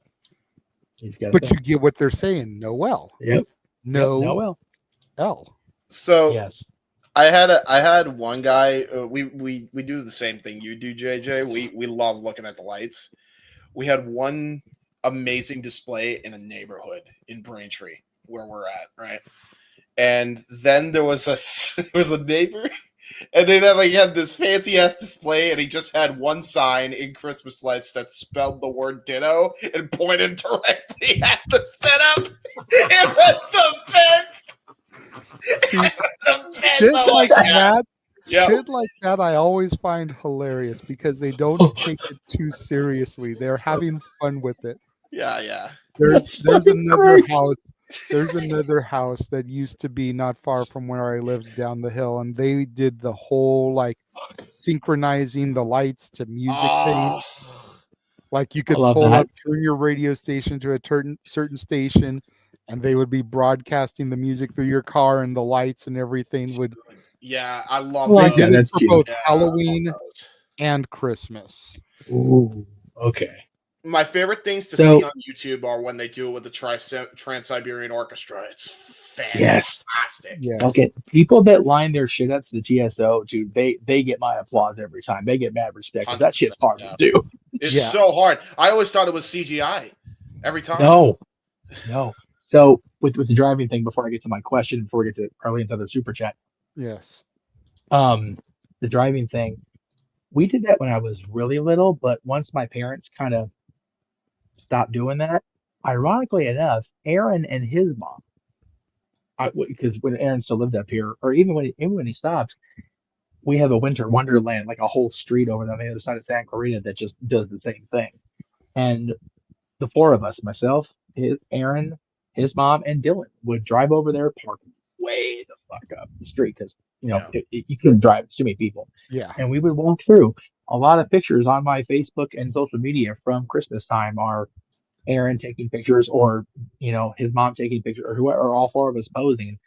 I miss that, man. That's one of the many things I miss about Aaron not living in California anymore. Is that we don't do that anymore because he only comes down for Halloween maybe, but then definitely around his mom and my birthdays in the spring. So my question: do you want to do the super chat? Or you want to do? Let me do my question. Let me do the super chat real quick because it kind of goes back to the Muppet thing. Okay. Arlene with $5. Thank you, Arlene. Did you ever see the reboot of the Muppets where Kermit has a new girlfriend and asks Miss Piggy to buy his new girlfriend a gift? What an asshole. Okay, so what she's talking about is the short-lived Muppets TV show that they did after the Muppets reboot movie and Muppets Most Wanted that was just called Muppets on ABC. Okay. And it was kind of like their version of The Office. Okay. I did watch a good chunk of it. I didn't see all of it.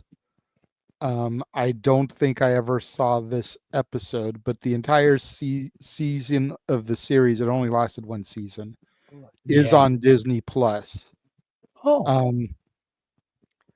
I don't know if I would call Kermit an asshole for that, because prior to the show beginning, the big PR announcement had come out that him and Piggy had broken up after all these years and blah blah blah. I think they did that so that anybody that tuned in wasn't like, why the hell is Kermit not with Miss Piggy? Right. So they made this whole PR announcement and everything, so everyone knew. And it's like, but if you go back and you look at the way Miss Piggy treated Kermit, you want to talk about a toxic relationship? Yep. And Kermit just kind of always took it. Yep. What? So I'm just saying, He deserved better. Arlene, like, was better. it really an asshole move? Nope. Karma's a bitch. We used to have in the old open mic night intro, karma is karma is karma. Yes, karma. Yes. That was karma to old Miss Piggy. I'm just saying. I knew they were in trouble when she almost got at the meeting with Mickey Mouse at Disney World. It's like, bitch, you gotta be ready sooner. What are we doing? What are we doing? He's the boss, for Christ's sakes. So my question, and this is paramount in my mind because of this week. Okay. Where do you guys stand on artificial Christmas trees? I am not a fan of them personally. Okay. I prefer real. Right. We own an artificial tree. It is a lot easier for the situation that we currently have, being in an apartment upstairs. Valid. They do last longer. But for me, you can't beat the real tree feel. You know, that's why when my dad moved to Minnesota and left the old casa originally back in 05, 06, whatever it was. Yeah. First Christmas after he left, we started getting new trees again. Oh, wow. Because he had resigned himself to having a fake tree. Again, it was cost effective. You got multiple uses out of it for the price. Sure. You know, you think about what you go and you spend on a tree at the lot. 2 years with a Okay, fake now- tree, you've made the money back. And now you're saving money every year after the first 2 years. Yeah. It looks just as good. You wrap the right tinsel around it, the right lights around it, and the ornaments right. You can't even see the pole to see that it's a fake tree. So, like, it was what it was. But that first Christmas after he left, that tree stayed locked up. We went out to the lot. We bought a real tree, and we had one. I dare say I think we had one every year at the old casa. We had a real tree. Yep. When I moved out of the casa to my Inland Empire surroundings, we had a real tree for the first few years. And then they resorted to getting fake tree. And we haven't had a real tree here yet. Right. We got the fake tree and we have it and still waiting to put it up this year. But I am a real tree supporter. I know they're Not you, messy. James. Oh, good. I know they're messy. I know they're a pain in the ass. No. But you just can't beat the feeling that they give.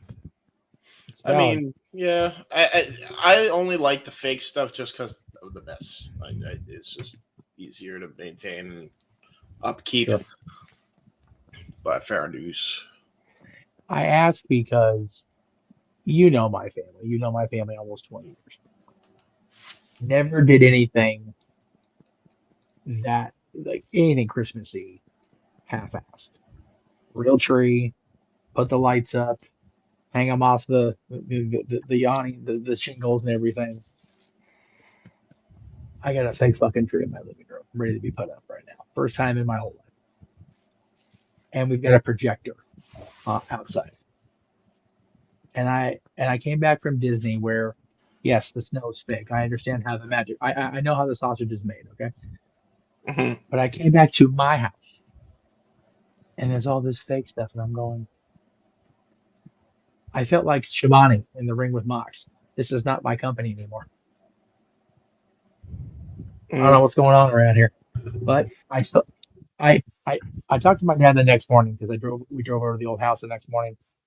The only reason I'm okay with a fake tree is because a very prominent fellow Santa ambassador in his Christmas room at his house has a artificial multifunctional tree. So I'm like, okay, if Mick Foley can go artificial tree, so can I. But we'll see how it looks when it's put up because it's still sitting in the box. Yeah. Right. And right now I feel like SNL is a dick in a box, and I'm just like waiting to be an asshole about it. But we'll see. We shall see. Anyway, that was my question. Okay. I think I read. Did I read the other question? No, I did not. I don't think yet. If I did, I forgot. So let me go back and make sure. Oh yeah, I did. It was about the New Day. Yes. Yes. Carry on. My wayward son. No, not the Wayward Son. We gotta get the Empire tank off that first. Yeah, please. With There's a lot respect of to things that need European, that Young Bucks stank off it, to be honest. don't Let's say the not word. go there. God, it's like We've been it's like having a saying, really nice chat. Let's not bring the negativity. Yeah, that's yeah, fair. it's like saying Candyman or Beetlejuice. You get in trouble. True. All right. So, unless there are any other super chats or PayPal donations, let's go ahead and start running through the shills. All right. Make sure I get all the stuff I want actually up and queued up in the share screen. James. You can find me on the YouTube, Instagram, and X at JHuberside95 and on Facebook at James He-Man Huber. I do really cool and dumb teens on the internet. We just did UFC, so go check that out if you haven't already. And we also did Deadline today. It was on all our channels. You can check out my All the uncle's things. documentary, 1 in a Million. Go check that out. Part 2 shall be released during the holidays. Be on the lookout for that as well. And also check out my Twitter War Killing. There's gonna be a part 3, folks, by the way. There will be a part 3, much to my chagrin. I thought 2 would be the end of it. And then somebody What you get for thinking? I got some sour sap in my replies. So you're gonna things will be addressed. Things will be addressed. So yeah, there you go. James hasn't seen this one yet. Sultar. That was Unlike Zoltar. y'all, I only get my news source from I mean, it's more reliable than SRS and Dave, to be fair. Let's be real. Noah. It's time for plugs, Noah. Oh, it's almost over. Thank Christ. Chelsea Green Wins, otherwise fuck WWE. If you want to follow me and Fox 916, YouTube, Twix. X gonna give it to you. Just your life and enjoy wrestling too. See you next time. Can't wait for Wednesday night AEW. I'm fucking tired. Simple as that. There you go. X gonna give it to you. God damn it, Follow Walter. Walter on X at Walter Alex Cruz, Instagram walter.cruz.940, and of course on YouTube at Rage of Wrestling. I think I can show this and not worry about getting slapped because his woman's not here, You missed it, dude. During the Lola Jada match, his wife literally stood behind him with her slipper in hand, waiting for him to get out of line. It was the greatest thing ever. Like, I was not able to focus on the match because she was right there the whole time. Oh, that's funny. Yeah, I heard about that. He mentioned it. Oh boy. All right, Jeff, I will throw this up. Oh, thank you. I still have your images for the anniversary show in here if you want to run through those, and then we can share screen your other stuff if you want. Well, the anniversary stuff is in the share screen, and I can blow through real quick. So once you get off the screen, we can do the thing. So yeah, you can follow me still on Facebook and Blue Sky and YouTube at Jeff Meacham. I'm not doing a whole lot of YouTube content right now because I'm waiting for New Year's Eve. And you can follow me on Twix and Instagram, also at _ Jeff Meacham. So, as I said earlier, with any luck, because I believe I am booked next Saturday, so this should be the next time you see any incarnation of me. James, you missed this earlier, but Santa Meach has appeared on various no DQ projects over the years, but he has yet to appear in the no DQ review. So, pending Virtue approval, Santa Meach will make his no DQ review debut coming up on Tuesday, December 17th, the last Tuesday before Christmas Eve.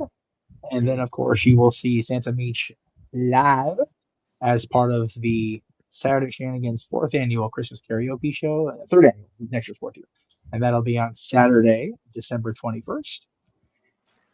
On my New Year's show, which also happens to be the anniversary of the Jeff Meacham Network and the multiverse media that is now the Simple Reliable Studios, I put the wrong thing in there because this thing sucks, so give me a second. Fair enough. There we go. Hey, peaks. You fixies. There it goes.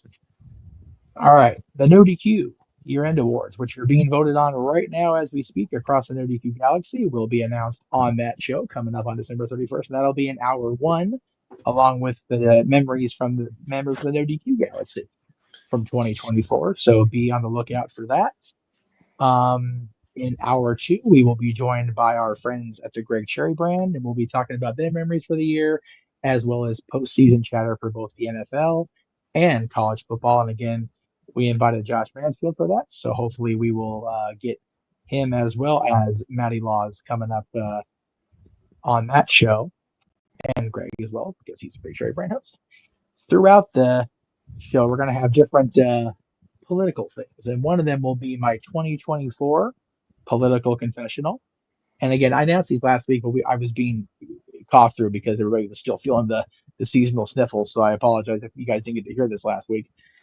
I have a confession to make about it this year. I'm going to make that confessional during my year-end show, as well as projections 2025 as we look ahead at the next 12 months. And not only all that political crap you really don't want to hear, but we will have cameos in parody from folks such as, there it goes, the Muskie Man himself, as a parody, will appear on that show at the end of the year in parody, as well. Not only Elon Musk folks, That's a parody.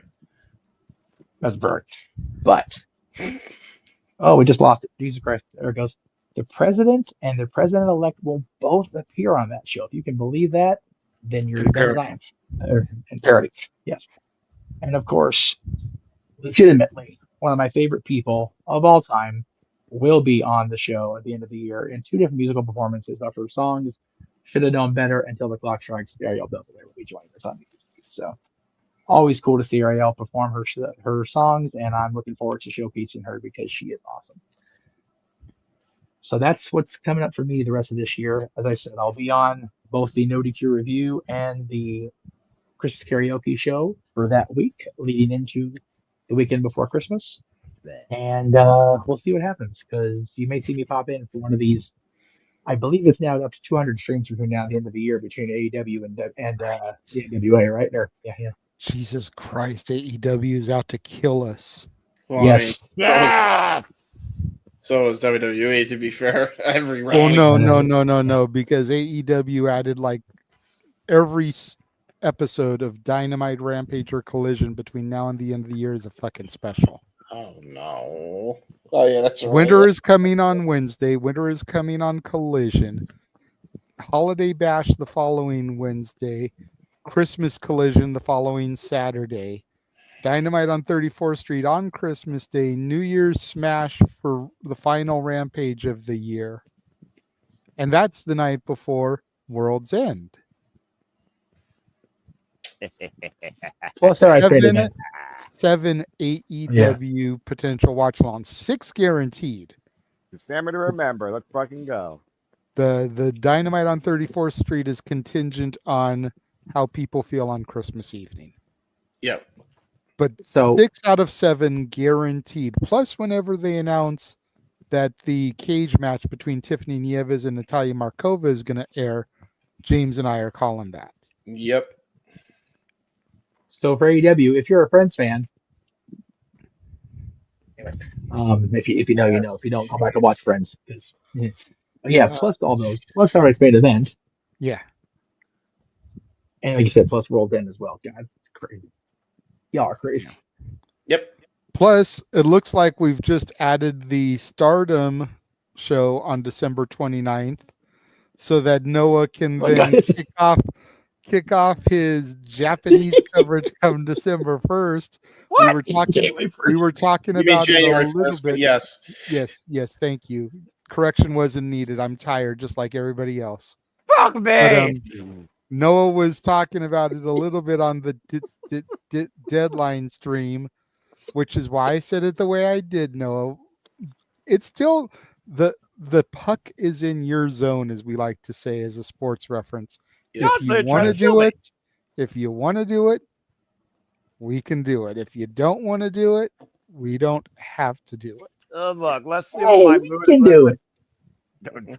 All right, I guess I'm already signed for it. We can Let's do, see. we can do. Let's see what the hell the freaking night budget and everything looks like before you all literally sentence me to a week that I have no voice. Okay, dadgum.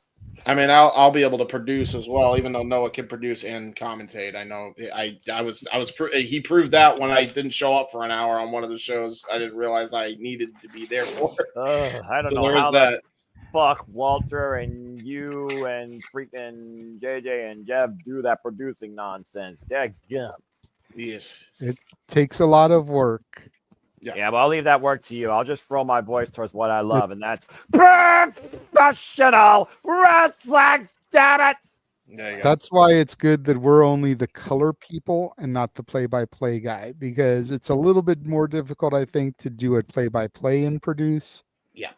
But when you're the color guy and you can kind of take a sit back and let the play-by-play guy do his thing and interject where you need to, it's a little bit easier to run the buttons as well. Yeah.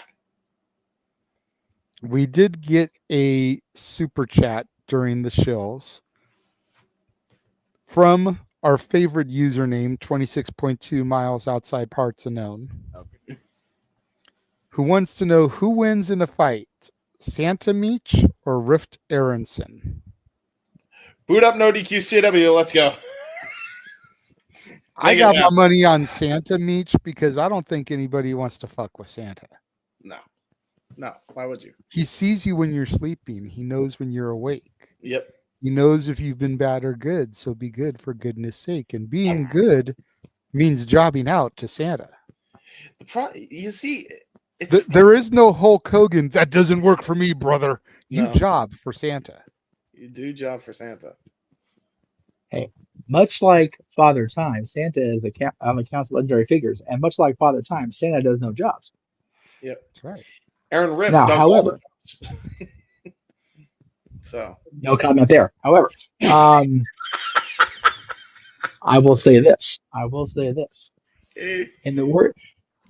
When it comes to Rick Aronson, in the words of Dylan, Santa looked a lot like Daddy. Daddy looked a lot like him. Oh yeah. If you know, you know, folks. Which I have to ask this question, and I only have this question because I was showing Leo, which is Jordan's son, Frosty the Snowman the other night. Ruh-roh.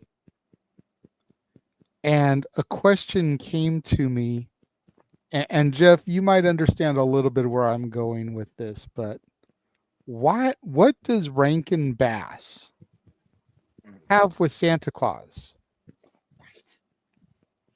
Because they make him a complete dick in 4 of their specials.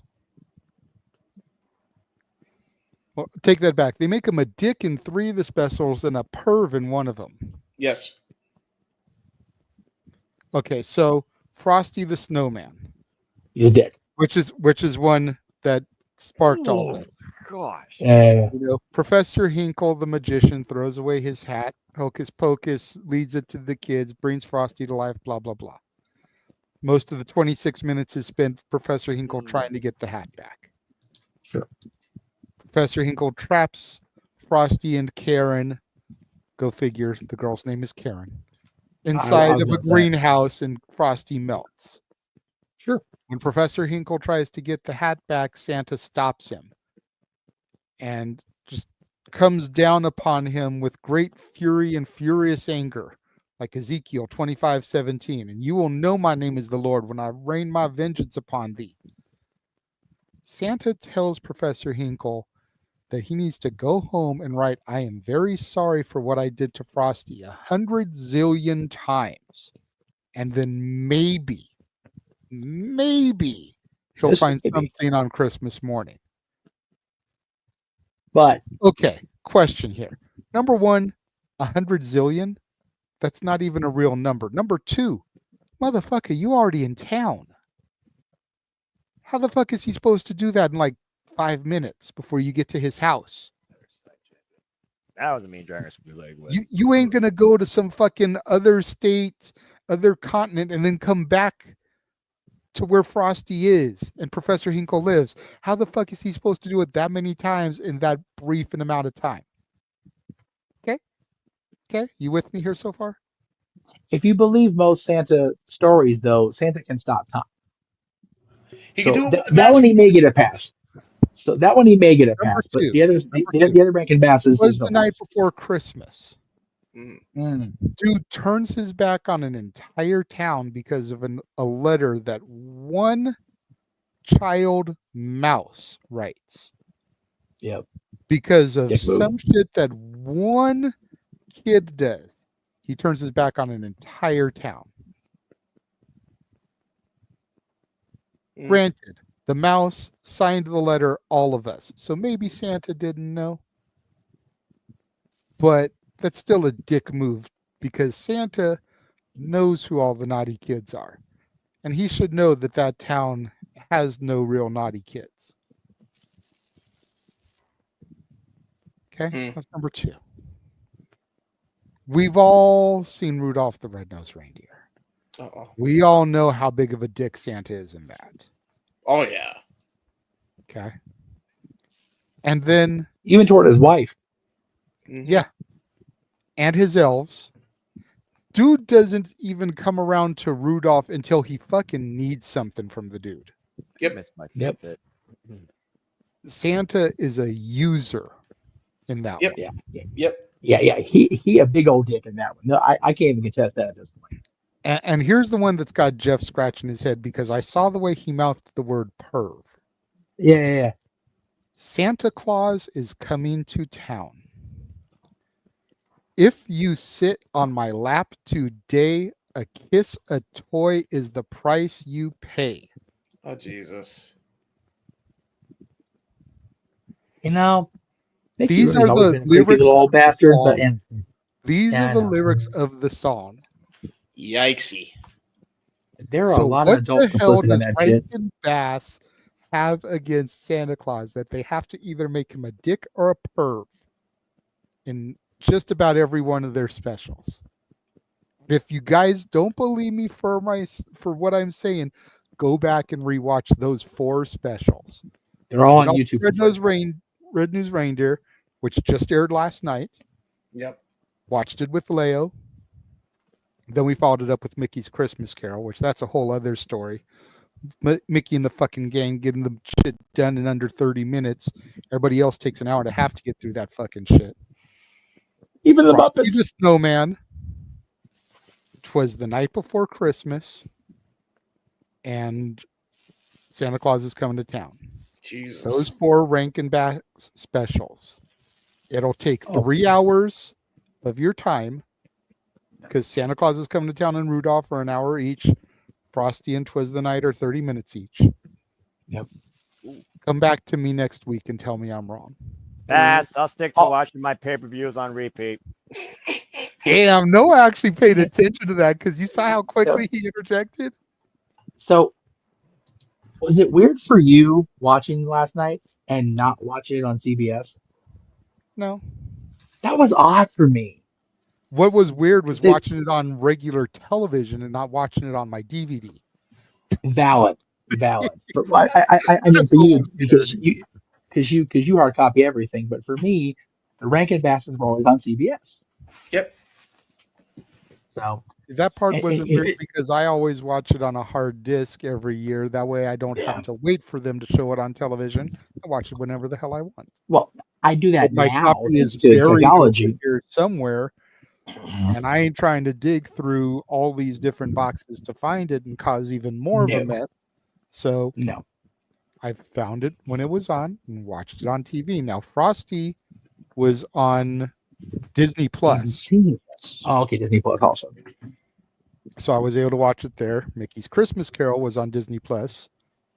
Yes. But Frosty, I had to wait until they aired it, or Rudolph, I had to wait till they aired it on TV. And So yes, funny. Emmanuel, I know about Hot Frosty, which was a Netflix movie, and I reviewed it. So you can go to the channel and watch my review of it. And now I really need to go to bed because fuck House of Torture and this conversation. Now everything fucking sucks at the moment. Damn. We're gonna get back to the shills, Noah, so we can get out of here. We got a super chat and got a little diverted. I'm sorry. Yes. You can So, find yes. me on social medias on Instagram, the Renegade JJ Williams, on Twitter and Blue Sky at ROWJJ Williams, YouTube, of course, Casa D18 Studios. We've all said it individually, but make sure you follow all the brands associated with the Simply Reliable Studios, the only reliable SRS in professional wrestling. Statboy was here earlier. Make sure you guys tune in tomorrow, noon Eastern, 9 a.m. Pacific, for Statboy's coverage of Selection Day for college football playoffs.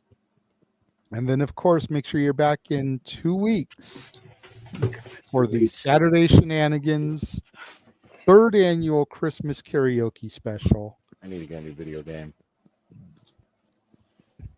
Maybe you'll make enough money in donations that night, Noah, that you can buy you one. Yeah. Speaking of donations, JJ. Everybody in this panel right now will be there. I believe Natalie will be there. Josh has said that he should be there. So we should have a pretty good crew of people. Okay, so we've got a super chat from Shadow Batash. $5 Canadian. Oh no, I'll read it like Roddy.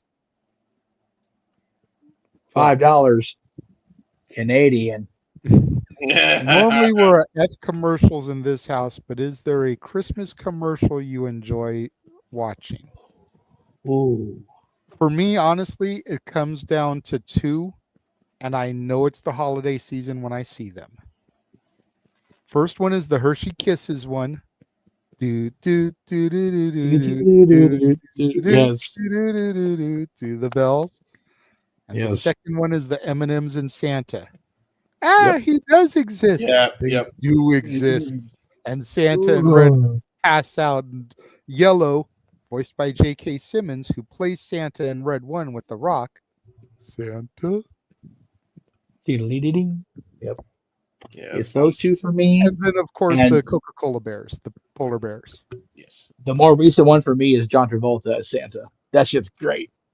I don't think I've seen that one, but those Oh. two, I never get tired of. I don't care how many times they air them during the holidays, and it is not officially Christmas. Yep. At least until I see the bells. The bells one usually runs first, and then Yes. the M&Ms one starts up a little bit later. But once you see those, you know it's the holidays. So I recommend looking them up, JJ, because it's Travolta in full Santa regalia, but he's like one of them. He's walking down the street to staying alive, which is of course, John Travolta. They're for Capital One, so one of them has him and Sam Jackson just doing Sam Jackson things. Nice. Which if you watch Pulp Fiction, that's just, yeah. It's they're worth they're worth the research on YouTube. It's funnier than shit. But yeah, for me, I agree. The M&Ms, the Jingle Bells with the Kisses. Yep. And the Hess the Trunk. only one which one? Hess Trunk. I don't know what that one is. Oh, is that a New England thing only? Never mind. Maybe. Probably. Yeah, probably. Never mind. Just carry on. Oh, you know what? Like I don't. It's not really like I enjoy it, but it's one of those like I know it's here. The Mexican beer. Modelo. Not Modelo, the other one. Tecate. No. It's the oh, fuck me. Give me a second. What about you, Noah? Is there a Christmas commercial that you enjoy watching? No. No. No. No, I'm over this shit. Fuck it. Corona. Fuck me. Thank you. Yes, Corona. Because it's really just a little shack on the beach, and the pumpkin lights up, and yeah. I'm not a fan of Corona, but yeah, the commercial's cute. And yes, Noah, there is a Santa Claus, and he does exist. It's okay. Well, since you brought up a regional one, Jeff, I know you can attest to this with me, but I always loved seeing the old commercials for the Hollywood Christmas Parade. Yes. Back when it meant something. Yeah, right. Before you I had think D-list celebrities, when you still had at least like B-listers. Dude, Eric Estrada hosts it every year. That's all I'm going to say about it.